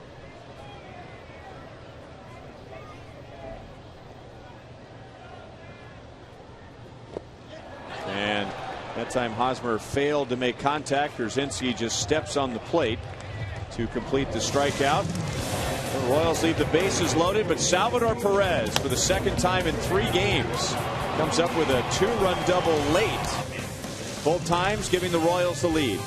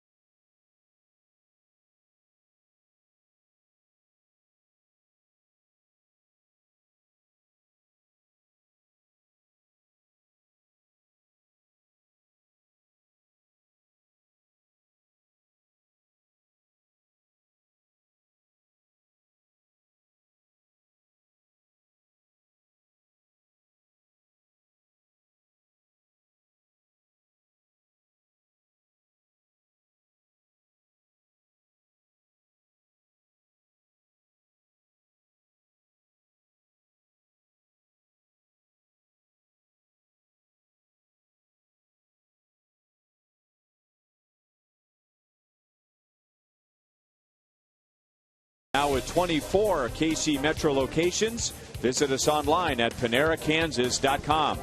By AT&T Uverse, the new wireless receiver from AT&T Uverse. Visit att.com/freeyourtv. Rethink possible. Salvador Perez, he's had a big game on both sides. At the plate, he just drove in 2 runs, and behind the plate, he has guided Jeremy Guthrie through 6 hitless innings. And now Guthrie has a lead. It's a small one to work with as he pitches inside, and ball 1 to Gordon Beckham. 21 consecutive scoreless innings for Guthrie over his last 3 starts, and 14 in a row against Chicago. This streak started with 8 scoreless innings on August the 8th at the White Sox, and then continued with 7 scoreless innings here on Tuesday against Oakland. That's out of play, and it's 1-2 on Beckham, who is lined to second and popped out to third.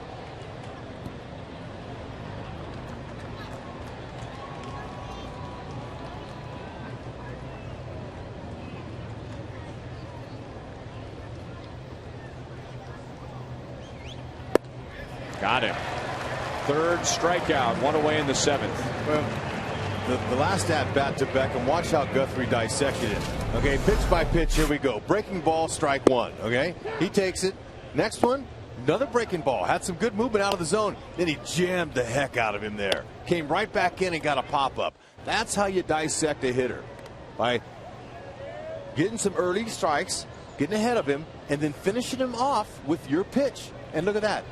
Perfectly located 5 inches off the dish. There's strike 1 again. He's getting ahead.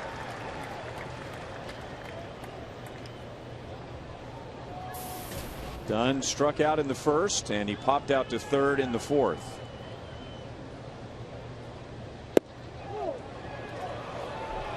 One ball, 1 strike. There have been moments today where the strike zone has been tight for Guthrie. 42% to 40%, going with Billy Butler as far as the most impressive accomplishment in last night's game. Billy getting his 900th career hit. Adam Dunn his 400th career home run. Billy is 1 home run away from number 100 in his career.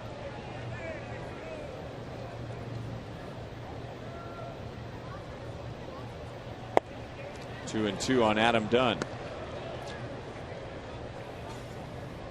Guthrie is throwing every pitch with conviction.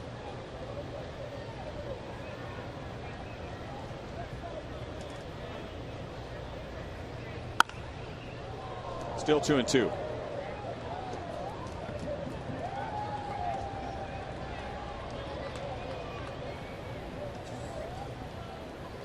Sometimes it can be just a little mechanical change, and that's what's worked for Guthrie here with the Royals, getting with Dave Island, a little more deception to his motion. The feeling that the hitters were picking up his pitches too soon, and he just misses again. 3 balls and 2 strikes on Dunn. Guy's 6'6". That's belt high.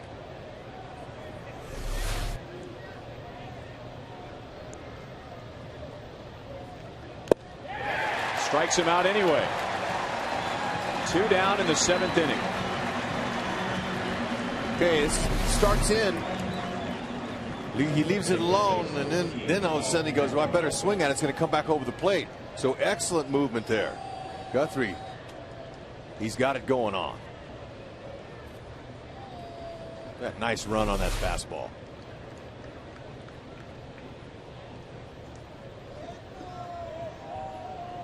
Just a little bit of a coil to his pitching motion. Turning his shoulders toward the shortstop, Alcides Escobar, trying to hide the ball better. And Dave Island, who came up with the suggestion, he remembers when he was pitching coach for the Yankees and what the Yankee hitters used to say about Jeremy Guthrie, and that was that they just saw the ball very well out of his hand. There was very little deception, and even though Guthrie at one time threw in the mid to upper 90s, because of his motion, it was There wasn't much of a secret as to what was coming out of his hand. Look at that graphic right there. He's getting ahead. That's the formula. Strike one.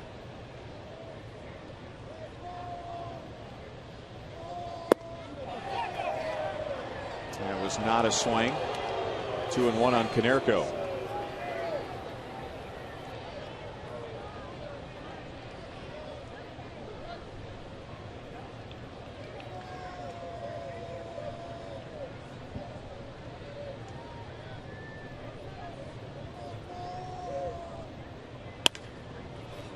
Deep short. Konerko is not a fast runner.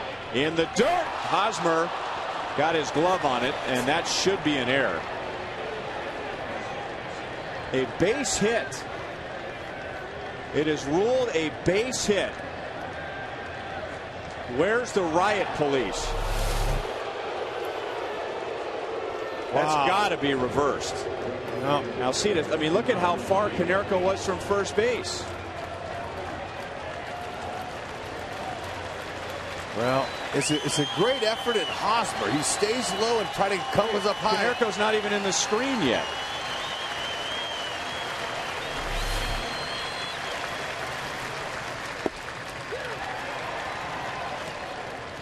Wow.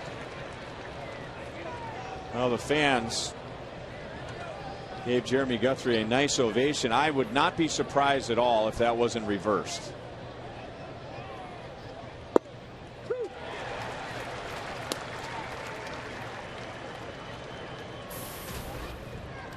Alcides Escobar normally makes that play in his sleep. And maybe we've just grown accustomed to how good he is at shortstop. But if he makes an on-target throw to Hosmer without a hop, nobody thinks it's a great play. Because he just has that kind of range and he has that kind of arm. And if you were to ask him right now, is that a base hit or an error, a potential no-hitter notwithstanding, he would say that's an error. Yeah, he says, give me 14 errors. My 14th, anyway. Wow. Okay, it wasn't easy to pick up. He stayed with it. His front leg got a little bit pulled off of it, so that's why his throw was off, but they would have had him by a full step.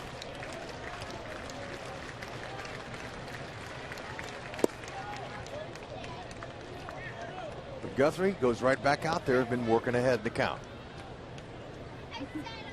He knows the important thing is keep his team in the game. You know, you can always go back and change the scoring.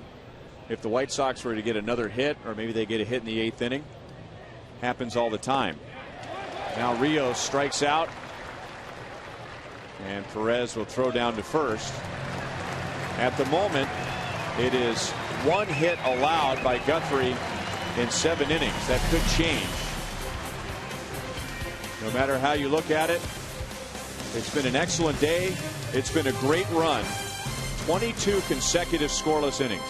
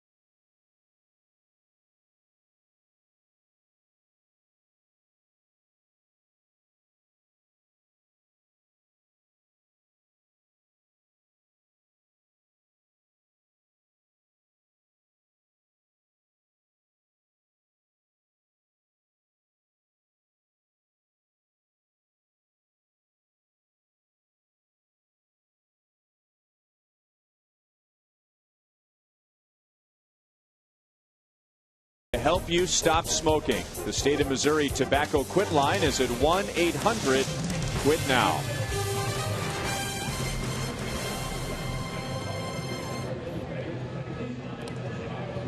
Two 2-0 Royals to the bottom of the 7th inning. In the big picture, that's the important thing, but the air was just sucked out of the ballpark moments ago when what most people thought should have been ruled an error on Escobar was ruled a base hit, and the only hit for the White Sox. Yeah, you know, and Hosmer, he normally picks those in his sleep. So not just does Escobar make those plays, but so does Hosmer. But the fact that they had a slow runner and they would have gotten him by a full step in a game, in this situation with a guy having a no-hitter, boy, the official score put a lot of heat on himself by making that call. Ugh.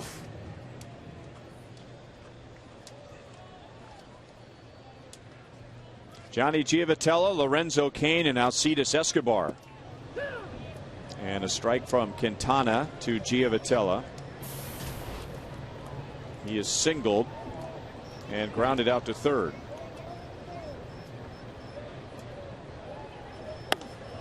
And Giavotella hits it hard to right, but Rios is right there on the spot to make the play.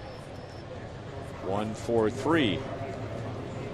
Well, a fan favorite, the annual Royals fans batting practice is back. You'll be on the field at Kauffman Stadium to hit, throw, and field with former Royals players. It's September 8th, 8 a.m. until noon.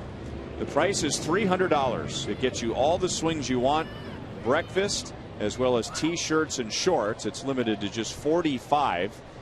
You must be 25 years of age or older. And the telephone number is 816-504-4150. 816-504-4150. 1-1 on Lorenzo Cain. 1 for 3 today. He singled leading off the 6th inning, and then he and Alcides Escobar scored on a 2-run double from Salvador Perez. Very high in the air and slicing toward right center. Wise is fighting the glare and brings it down for the out. Today's copyrighted telecast is presented by authority of the Kansas City Royals and may not be reproduced or retransmitted in any form. And the accounts and descriptions of this game may not be disseminated without the express written consent of the Kansas City Royals Baseball Corporation. Ryan Lefevre with Rex Hudler and Joel Goldberg on a beautiful sunny day in Kansas City at Kauffman Stadium. Our director today is Dean Andrick. Producer Steve Kurtenbach. Associate producers Al Broughton, Sam Abramson. The producer of Royals Live is TJ McGinnis. As Escobar drops a bunt down, Ray Olmedo says forget about it. He has no play. That's 5 consecutive infield hits going back to last night for Alcides Escobar, or at least his last 5 hits have been infield hits, and he's on for the 2nd time today. Yeah, perfect touch. Third baseman Olmedo playing back, wisely put it in his pocket.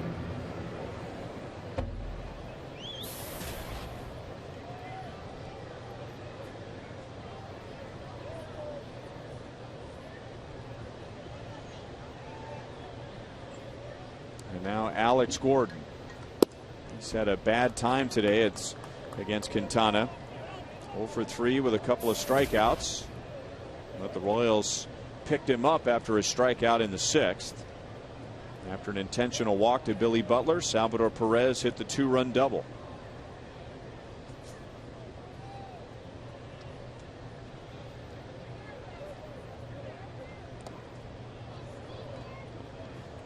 You can still hear and feel the buzz in the ballpark.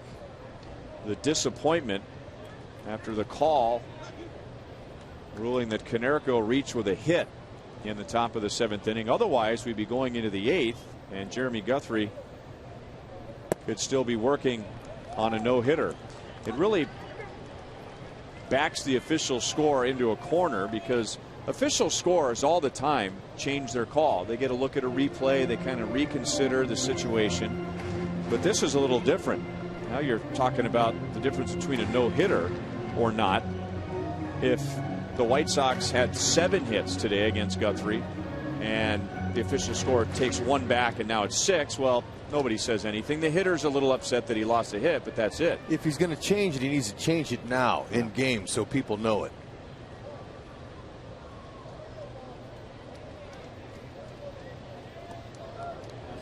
I just wouldn't want to put myself in a position to be torn apart like that. I mean, there's an unwritten rule, and I don't care what the rule book says. There's a human element to everything, but there's an unwritten rule that you want the first hit in a situation like this to be as clean as possible. Konerko goes to the bag, and that takes care of Alex Gordon and the Royals in the bottom of the 7th. Jeremy Guthrie still has had a great day. He's given up 1 hit in 7 innings and has a 2-0 lead.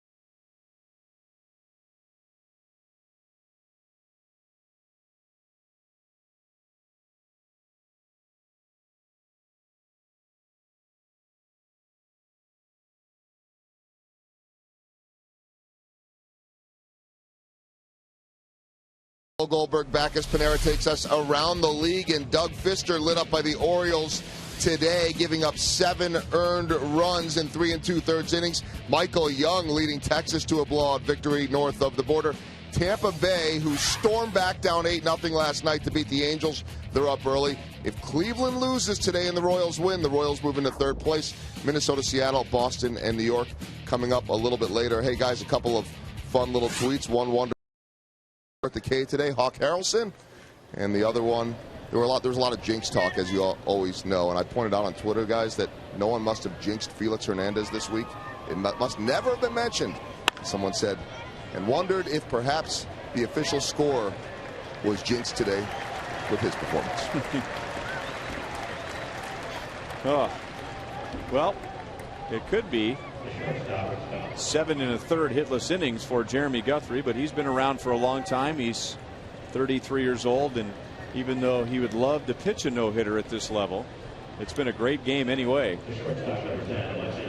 1 hit in 7 1/3 and 22 1/3 consecutive scoreless innings.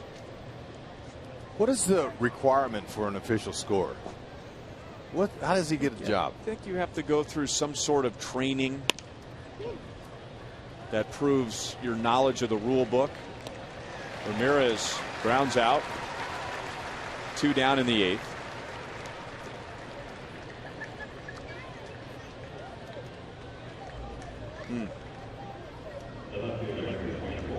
Yeah, you know what, look, it is what it is so far, but he's got another inning or two to make a change if he can, get the crowd excited again, but I don't think it's going to happen now.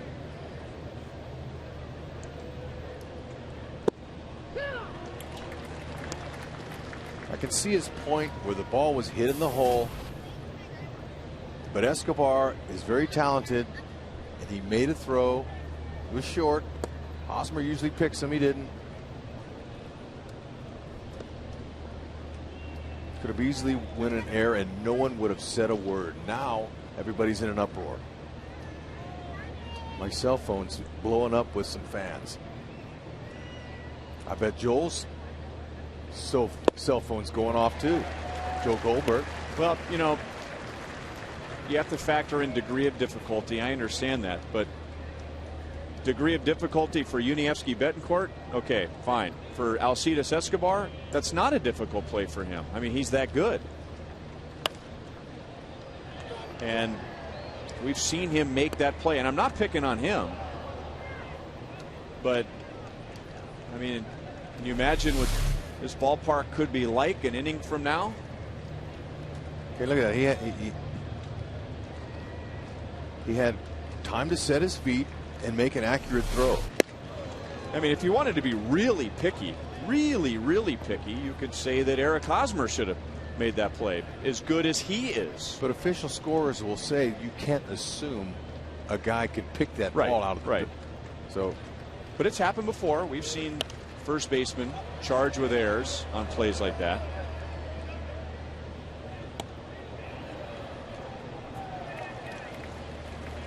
Two balls, two strikes on Viciedo.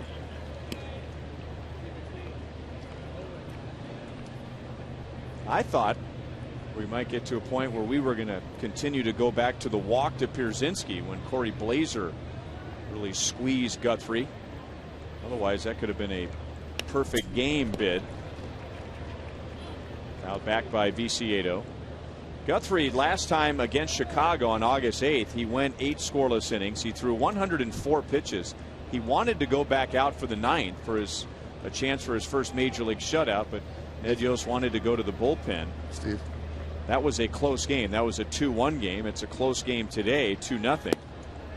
3 balls and 2 strikes on Viciedo. And now Guthrie is at 101 pitches. And if he is able to get through this inning without allowing a run, will he get a chance today to try and complete that first major league shutout?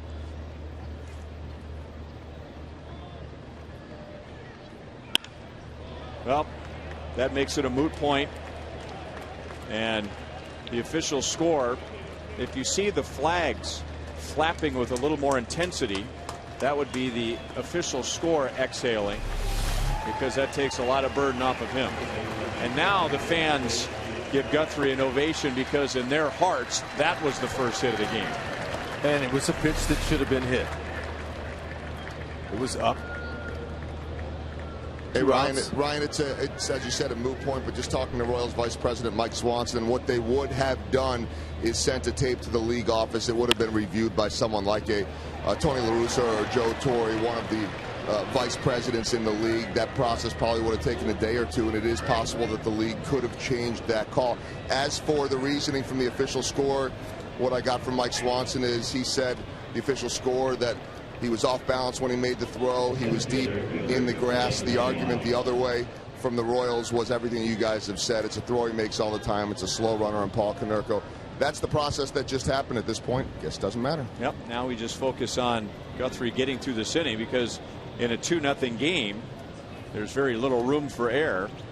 And now the tying run is on base with 2 outs in the 8th.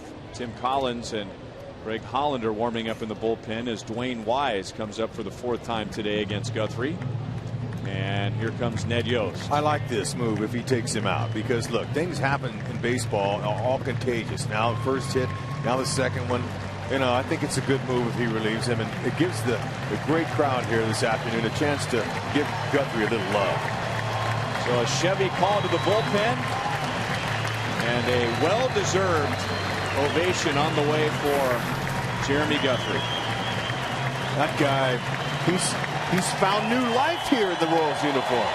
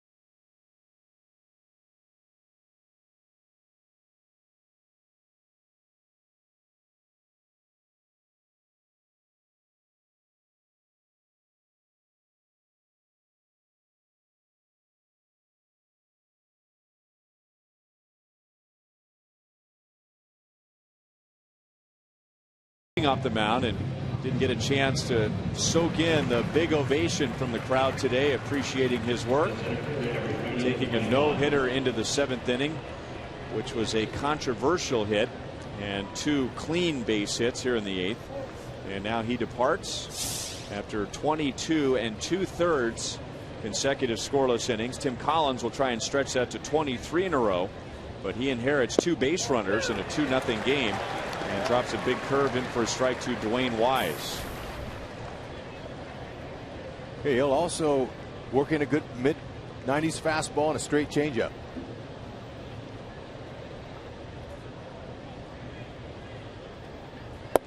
Ed Yost getting the ball right back into Collins' hand one night after he gave up a 2-run home run to Adam Dunn in the 8th inning last night. That turned a 5-2 game into a 5-4 game. Royals with a 1-run lead, but then Royals got 4 in the bottom of the 8th. So Collins back in there the very next day in what is referred to as a high leverage situation. Strikeout pitcher, they need one. And I'd like a manager that after you got thrown off the horse, the next night get him right back on it again. Okay, it was a ball that was elevated. I bet if you ask him, he probably would have liked to have thrown him a curve there, but he didn't. And there's number 400 for the big fella. But right here, Ned needs a strikeout. He's got the right guy in to do it. 2-2. Wise is a veteran hitter. He knows Collins' best pitch against the lefty's a curve, that big bender. So he lays off it. This is the 6th game of the homestand, and in 5 of the 6 games, the Royals starter has gone at least 7 innings. And the one time the starter didn't go 7 was Bruce Chen last night, and he gave up only 2 runs in his 6 innings. Wise grounds it through Hosmer. Francoeur's really going to have to hustle. Coming around third base is Olmedo, and he will score to tie the game at 2.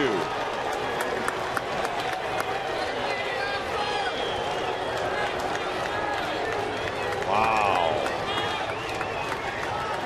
That quickly things can unravel. Haven't seen a ball go between his legs all year long. He's flat-footed, but you know what? As good as he is, you can't really fault him. But when you typically are flat-footed and a little bit on your heels, the ball will play you. You'd like to have your feet moving a little bit going into that. Now, I'm not so sure that the last runner that scored even touched third. Looked like to me he stumbled around at the seat. Ooh, well, I don't know. Well, Moustakas was right there. That was Olmedo.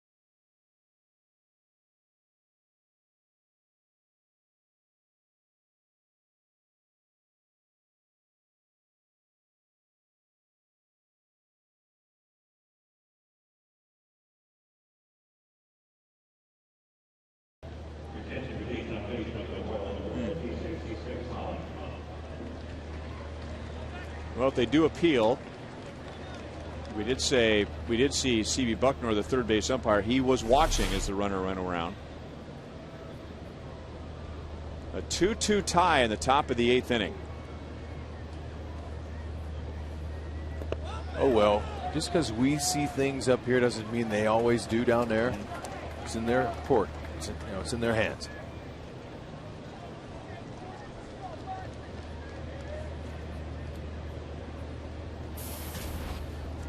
With 2 outs and nobody on, Viciedo singled, Olmedo singled, and Dwayne Wise just hit a shot, not an easy play, a shot right through Hosmer's legs, and 2-run score. So Guthrie's scoreless streak comes to an end. He still hasn't allowed an earned run in 22 2/3 innings, but he does allow 2 unearned runs today.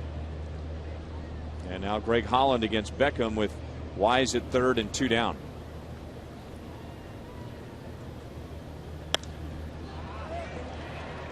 Tough play because of the glare, and Escobar trying to find it. He's got his glove in front of his eyes, and that's the inning.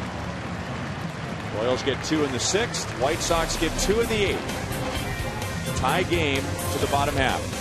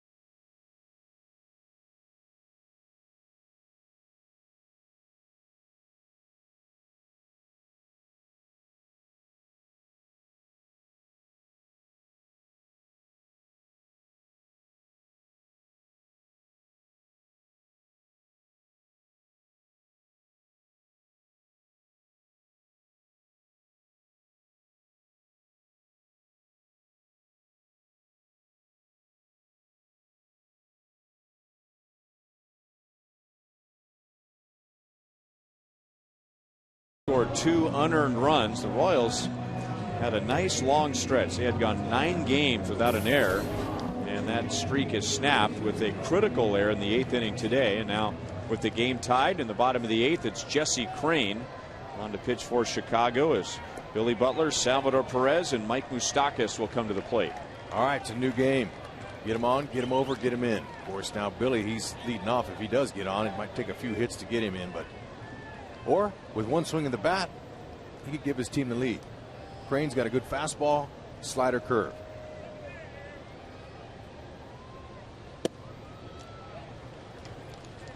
Ball 1 to Billy Butler, who has a single, and he's reached with an intentional walk today, 1 for 2.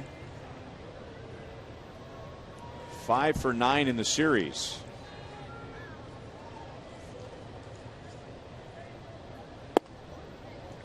Two balls, no strikes.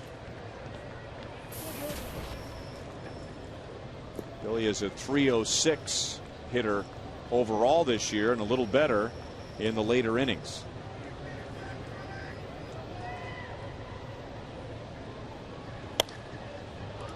Jesse Crain has pitched his entire career in the American League Central, coming up through the Minnesota Twins organization. This is his 2nd year with the White Sox, so Billy's seen quite a bit of him in the past. 16 career at-bats. Billy has 4 hits, all singles.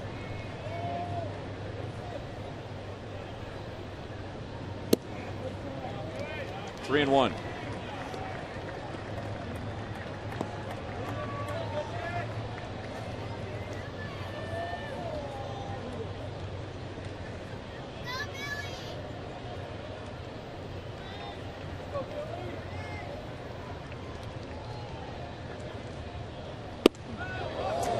walk. The Royals have walked 5 times today. How about a pinch runner? How about Gerard Dyson? How about it? See if he puts him in. And it will be Dyson running for Billy Butler. So Dyson at first, and as promised earlier, it's Miller time. Brought to you by Miller Lite. All right, Salvador Perez comes through again. Give Guthrie the 2-0 lead. It didn't hold up. It sure was a big hit with the bases loaded. Now, Salvi's 2 for 3 with the bases for the Royals this year, and a lot of passion behind him. He's not done either. He's got a chance here to be a hero.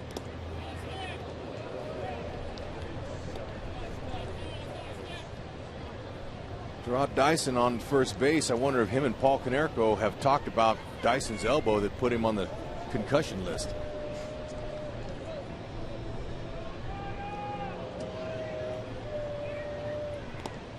Crane in college was both a pitcher and a shortstop, so he has good footwork, quick feet, quick move, and he'll try and help out AJ Pierzynski. Pierzynski doesn't throw like he once did.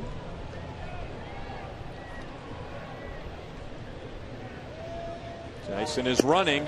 The pitch is high, and Dyson steals second base. Okay, that was a design pitch right there up in the zone to help out Pierzynski. Hey, no, Dyson's going. He's a terrific base stealer. And so this helps out Pierzynski. And AJ got a good throw down there. If it's on the back, they get him. It was 2 feet, 3 feet above the base. And you almost have to be perfect to get a base stealer like Dyson.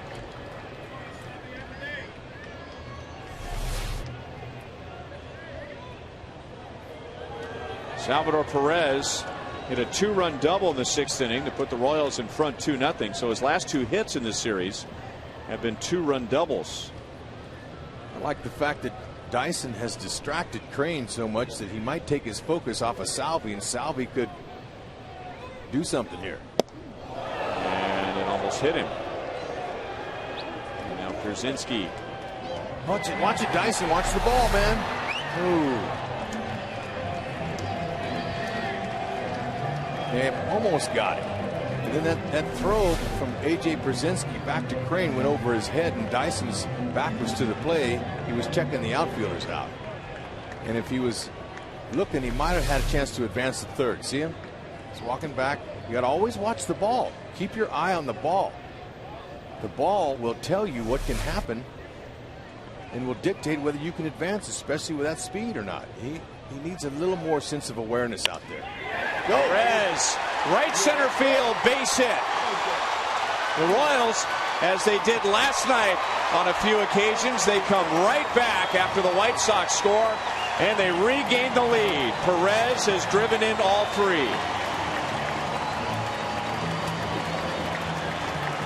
Now that's excellent situational hitting. He's not trying to juice one. He just wants to put it in play. He's looking for something out over the plate. And Crane gave it to him. Good short swing. And Dyson, man, he can score from second.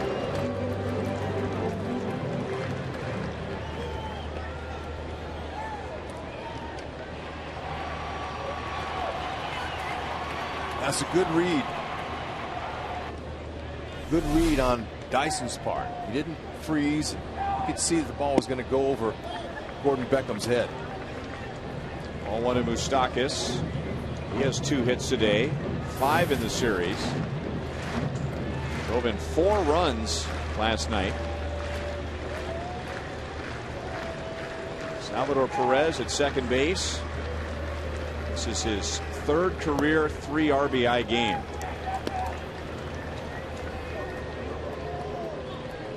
So the leadoff walk to Billy Butler. Dyson running for Butler, steals second. Perez gets him home, and that's just the beginning of the inning. Runner at second base, nobody out.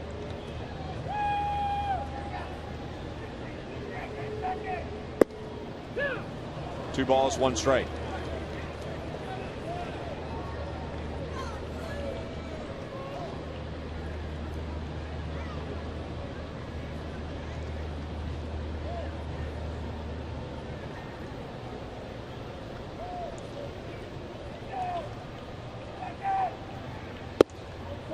3-1. It's been an injury-filled year for Jesse Crain. He's been on the disabled list twice. He's had an oblique strain.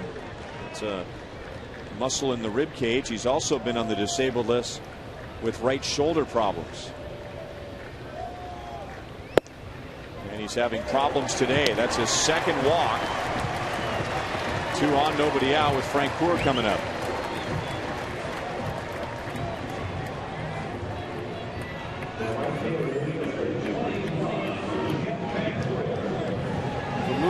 That's his 30th walk, and that's a good number for him. He needs to continue to take some pitches and draw some walks if teams aren't going to try to face him.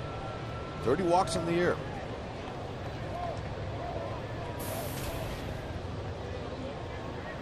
His plate discipline's improving.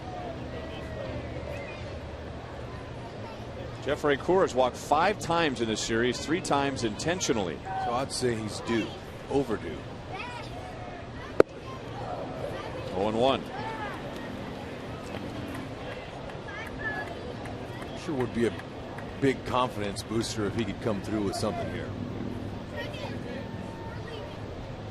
Perez at second base, Moustakas at first. 1 run already home for the Royals.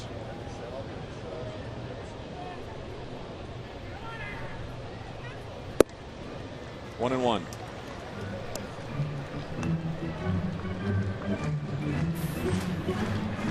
Francoeur has come through in the past against Crain. 7 at bats, 4 hits. 2 of those hits are doubles.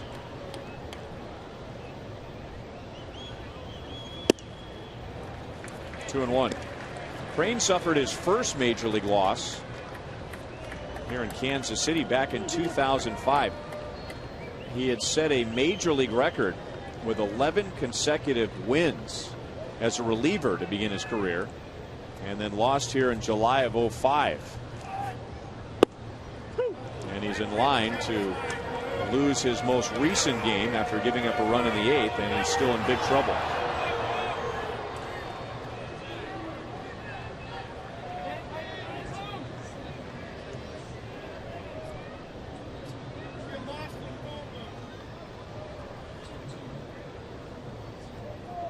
Might have heard that in the background. 22,401 here today. Francoeur hits it deep to left field, into the corner, and into the first row. He'll get another shot at it.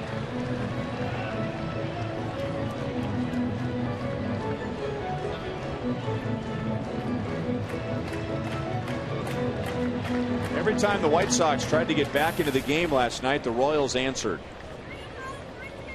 The Royals had a 4-0 lead. White Sox got 2 in the 6th. The Royals scored in the bottom of the 6th. White Sox got 2 in the 8th to make it 5-4. The Royals got 4 in the 8th. Royals had a 2-0 lead into the 8th today. The White Sox tied it in the top half. The Royals come right back to regain the lead, and that's the first out of the inning as Crain strikes out Jeff Francoeur.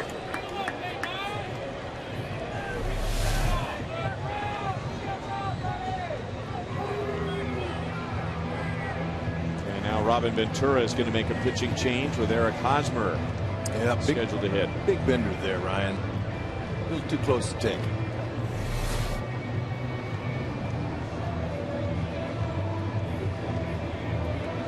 It will be left-hander Donnie Veal replacing Jesse Crain. Royals have regained the lead 3-2 in the bottom of the 8th.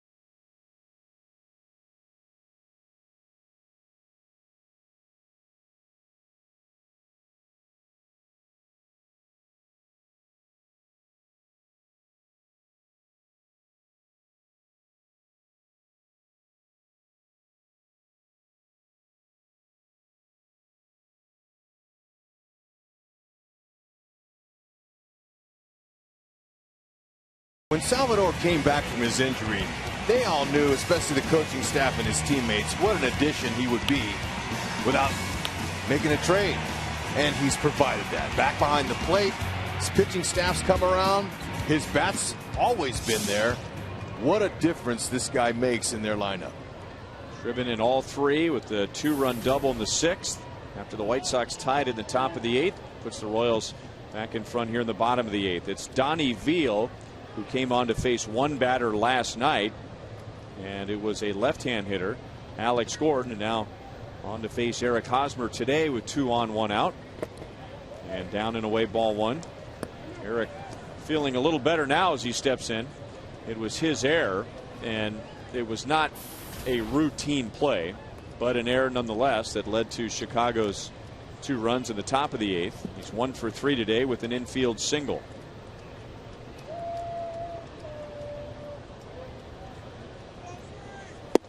Well, he's won way more games with his glove than he's given up. That's for sure. He's only human. Ball played him a little bit on that one, but you know, turn the page. That's already gone now. Got a chance here to add on. And Veal falls behind 3-0. Johnny Giavotella, Lorenzo Cain, and Alcides Escobar will follow Hosmer. And so this could be the only batter that Donnie Veal faces. They have a right-hander, the White Sox do, ready in the bullpen. And Hosmer walks to load him up. 7 walks given up by the White Sox today. 2 have come around to score. How many of those were intentional? I got 2. You got 2 intentional walks out of that? 2. Okay.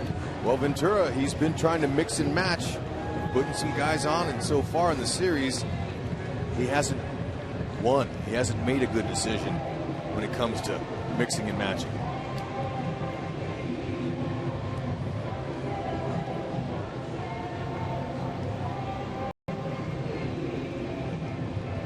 So for the 2nd straight game, Donnie Veal faces one batter and departs. It will be Nate Jones to face Johnny Giavotella with the bases loaded when we come back.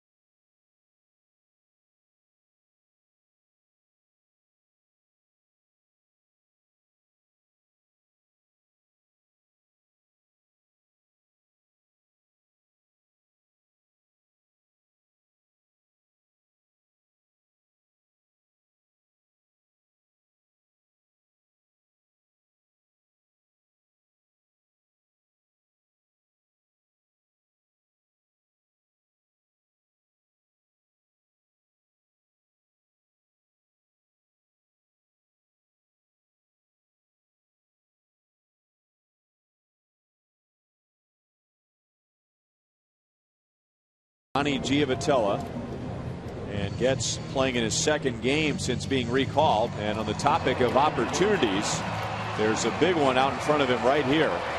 With the Royals leading by 1 in the 8th inning, he comes up with the bases loaded, 1 out to face Nate Jones. Jones, in relief of Jake Peavy in the 6th inning last night, faced 2 hitters and gave up 2 base hits and then departed.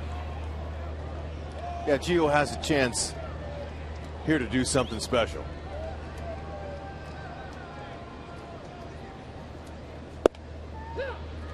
And a fastball strike. Hey now. That fastball by Nathan Jones there. 98. Curve, slider, and change.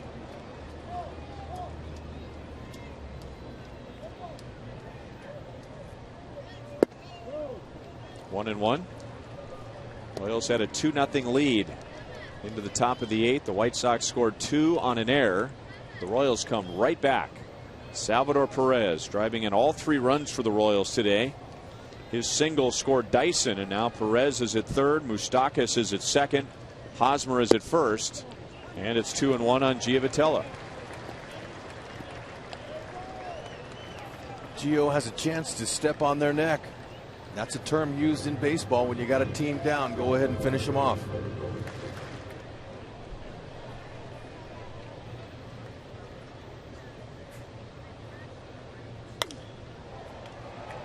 Two and two.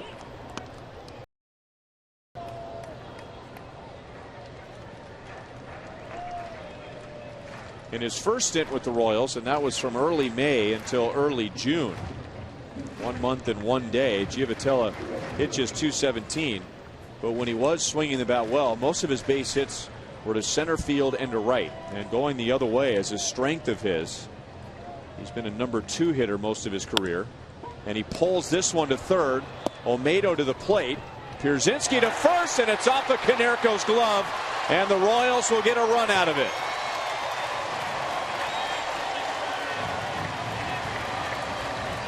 And I'll tell you that the error has not been an issue for the White Sox at all. Coming into this series, the second best fielding percentage in all of baseball behind the Seattle Mariners, and it's been the errors who have helped the Royals in last night's game and today. That was a costly one. They had their first 4-error game last night. The White Sox did, and 3 of those came in 1 inning. So in their minds, this inning could be over, and they're down by 1 coming up in the 9th, but now they're down by 2.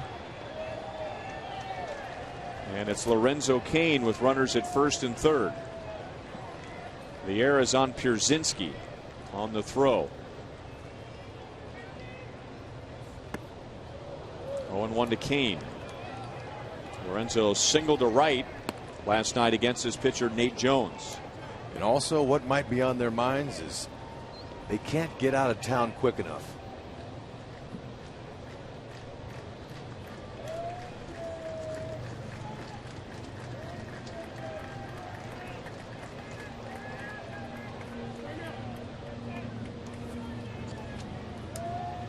Two runs on 1 hit in this inning.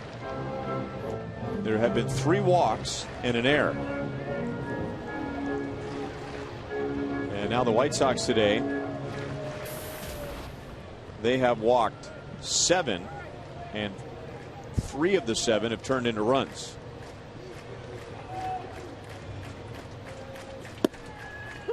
Got the corner, no balls, 2 strikes.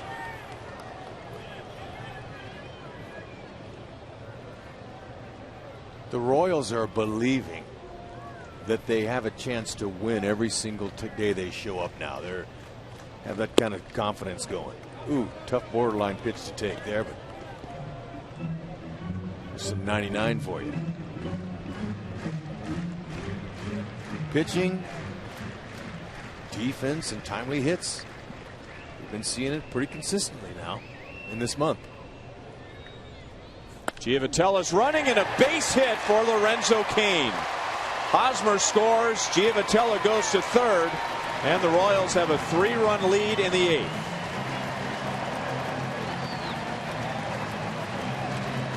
Now, there's a clutch knock. After the error, you always want to make the other team pay, and when you miss out over the plate to an aggressive hitter like Cain, this is what happens. Stayed inside the ball, hit the hole, moved the runners all the way around, another 2-out knock. Big run. Scored. So a 2-hit game for Lorenzo Cain. That's his 21st RBI. And here's the 8th man to bat in the inning for the Royals. Alcides Escobar. And Escobar against Nate Jones had one of his 4 infield singles last night.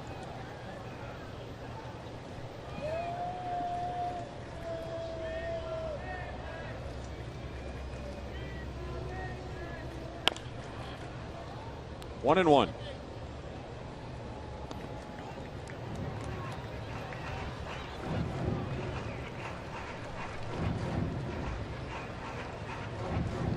All this started with a leadoff walk to Billy Butler. Gerard Dyson running for Butler. Mike Moustakas and Eric Hosmer have scored the runs. 2 balls, 1 strike. Perez has driven in a run. Kane has driven in a run. And one of the runs in this inning has scored on an error.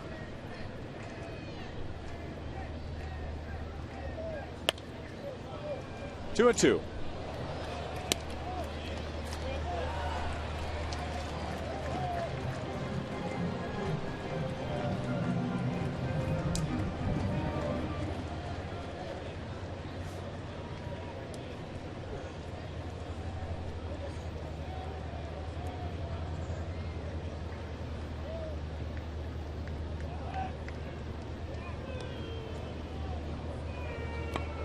Royals hit the road after the game today. They'll play 7 games against teams from the East. They will head to Tampa Bay for 3. The Rays are playing a lot better now than they were the last time the Royals faced them. And then the Royals will play 4 in Boston. Escobar takes down and away. The White Sox, they will be headed back home, where they'll have a 6-game homestand against the Yankees and the Mariners. And they had a road trip that began very well in Toronto. They took 3 out of 4 from the Blue Jays and now close to being swept by the Royals.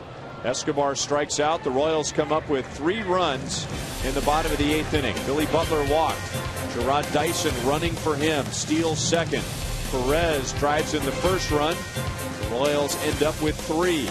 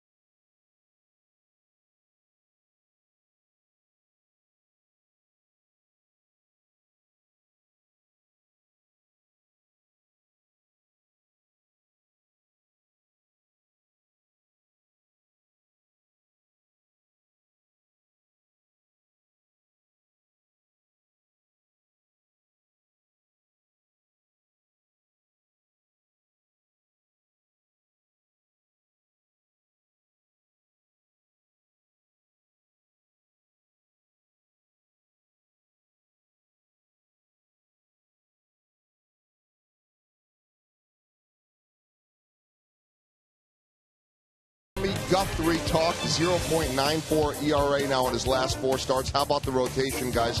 1.94 ERA on this homestand. And we'll get you ready for the Tampa Bay Rays. Ryan, you mentioned it. The Tampa Bay Rays, they have now won 10 of their last 12 and up on the Angels again. And one quick note for you. Wasn't up there on the scoreboard before because they've scored since. Tampa Bay with 4 runs against Zach Greinke. Greinke has allowed 4 or more earned runs in 4 straight starts, first time in his career. He never seemed to pitch well against Tampa Bay, especially in St. Petersburg for whatever reason. So that continues today. Zach now pitching with the Angels, and the Royals are 3 outs away from sweeping the first place White Sox. Joel talking about Cleveland and Oakland very early. If the Royals can hang on And if Oakland beats the Indians, the Royals will wake up tomorrow in St. Petersburg and they will be in 3rd place. They got their hands full against Tampa Bay. The Royals swept them here in a 3-game series at the end of June. And the Royals look good. The Rays did not. They looked flat.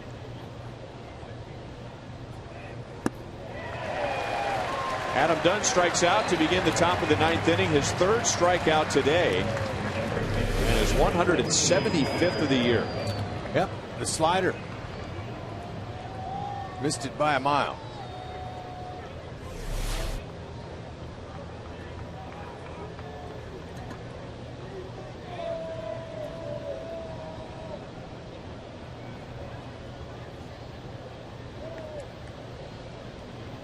Paul Konerko 1 for 3 with an infield single. And it was a controversial infield single as Jeremy Guthrie had gone 6 2/3 hitless innings. And Konerko grounded to deep short. Escobar fielded the ball on the outfield grass but had time to set his feet and throw to first. Konerko is not a fast runner.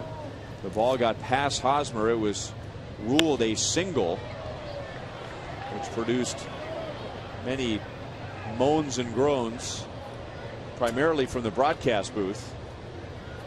Guthrie finished the 7th, allowing just the 1 hit, and then there were 2 outs in the 8th inning until Guthrie allowed his 2nd and 3rd hits.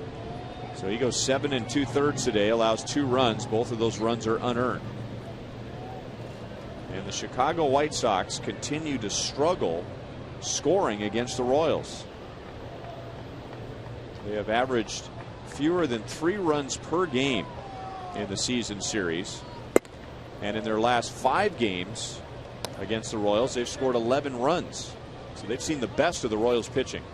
Yeah, and you know, they've got 6 more games against the White Sox. I'm sure the White Sox would like to forget this series and don't even want to think about the 6 games they have left with the Royals, but they got the Yankees at home. It won't be easy for them.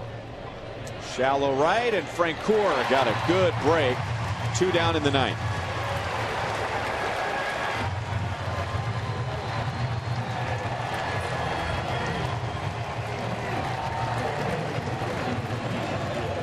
So the Royals fell short in sweeping the A's to begin the homestand, and now 1 out away from sweeping the White Sox.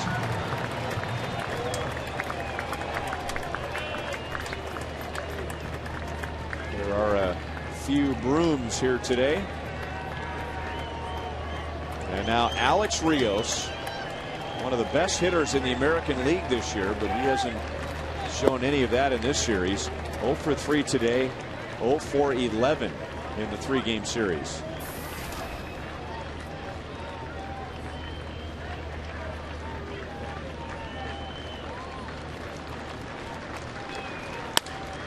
And a slow roller out to Escobar. Sweep.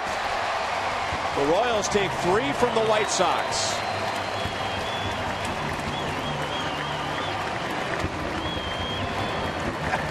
What a nice homestand. 5-1. It's time for a little payback. And the Royals are 8-4 against Chicago. They've won 13 of their last 19 against the first place White Sox. Excellent starting pitching again, and another great performance from Jeremy Guthrie, who has now gone 22 2/3 innings without allowing an earned run. He gave up 2 unearned runs today. Royals got 3 RBIs from Salvador Perez, so he played an important role both at the plate and behind the plate. And just as the White Sox tied the game in the top of the 8th, the Royals came right back and they got 3 in the bottom of the 8th. Yeah, I just love their mentality, what they've got going on now. They refuse to lose. They're in every game. They continue to attack, and they're getting consistency out of the 3 areas you need: starting pitching, timely hitting, and good defense. When you get those consistently, you find yourself in winning streaks. Let's go down to the field, and here's Joel. All right, Ryan, thank you very much. Some of the fans are chanting Salvi right down here as Salvador Perez, another big hit. But I want to talk to you about your pitcher, Jeremy Guthrie, now 22 2/3 innings without an earned run. What has he done to be so good? You know, it's unbelievable. He just tried to be better every day. We work in the bullpen, you know, in the practice every day. And he just keep the ball down, every pitch down, and he throws really good. And he has the no-hitter going. When do you start thinking about that? Are you aware of it? No, I just concentrate on the game. I don't think about that, you know. I just see after the Ramirez, I don't know, whatever, hit the ball, Conelco, and he get a save. I just see the scoreboard and see. That's the time I see, oh, he throw no-hitter. Okay, so you didn't even realize it, but when you look up at me, did you really think they were going to call that a hit? Because it is a play that Escobar makes most of the time. That situation, you know, it's in the hole. It's hard to see that. But I just think about it, but I don't know. All right, well, either way, your guy has an unbelievable pitching performance. What about for you? The other night they walked Billy, and you get to come to the plate after an intentional walk. Again, that situation. I know how excited you were the other night. What about today? What did you do? Oh, yeah. That's the same situation the last night, you know. The night before, I just tried to hit the ball hard, get a good pitch, and be RBI when my team winning. Your team did win 5-1 homestand. Great job, Salvi. Thank you. All right, that is Salvador Perez, and he gets ready, Ryan, to head to St. Petersburg, where his major league career began last year. Good to hear from Salvador Perez down on the field, guys. And what a debut that was for Perez in St. Petersburg. Jeremy Guthrie, a frustrating year with the Rockies, an ERA of 9.5 in his first 2 starts with the Royals. Now in his last 4, 0.94. He gets the win today. We'll be right back.